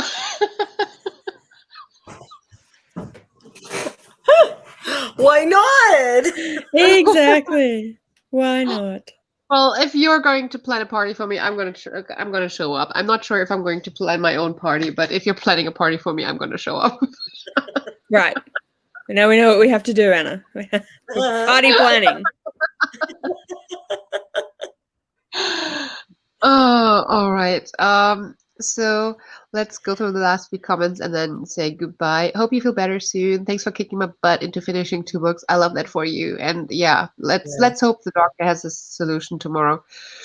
But yeah, great that you finished 2 books. What's next for you? I'm excited to hear next Sunday what you're reading. Gotcha, we were trying to finish the chapter. I get that. I mean, if you're close to the end, just finish it. Yep. That makes sense. There's a moment, Cece. Is there any way you can get to the sea? Well, we're on a pretty hard lockdown right now. So I would be able to drive for 2 hours to get to the sea, but I'm not sure if I'm allowed to. And so I'm pretty sure that I'm not allowed to, but depending on the checks that are done, I will also not be able to reach it. So I lived like 2 to 3 hours away, but I would be passing borders that could be controlled, and also I could be fined when they see me there, because I'm not. Telling you because I had chronic sinusitis when I was a child, and the pediatrician told my mom, let her take in seawater for 40 days. Oh. So I took in seawater for 40 days and never again had sinusitis in my life. Oh, wow. Every time I could. And it feels, but 40 days, never again in my life. I mean, I'm just saying. Yeah, I think they have like they give you like saline solutions to put into your nose, which pretty much mimics the same thing. It's not as fun as sitting next to the sea, but The water itself is even better. That's why I was, maybe you can move to the sea. one day I will. One day I will. I mean, I'll first move into my van, and then I can be at the sea as well whenever I want to. Although I'm quite happy that I'm not living in my van yet, because it would have been horrible throughout 2020 and 2021. Yeah. Like, lockdown, not knowing where you're allowed to stand, then having all the like public bathrooms and public wherever you would be able to shower and all that kind of stuff closed. I'm that would relying on that. Yeah, that would have been awful. You're better. Definitely try saline solution. Yeah, I'm trying to wait what the doctor says, because I don't want to do anything that could get me back on like any nasal addiction. I've never had. No, saline solution is water and salt, basically. But the water has been cleansed. Right. So, you're not just taking in anything. I But that's what it is, water and salt. I tried something else, like a nasal spray. I think it might have been like saline solution or something, but it didn't work. So I went back to my nasal spray. So yeah, I'm just gonna ask the doctor, and I hope my doctor knows what to give me and make this go away. Uh-oh. All right, let's finish this here. Thank you for everyone who was watching this. Thank you for sticking it out to the end. Thanks for reading with us. It's been a pleasure as always, and I hope I'll see you again next Sunday. Bye.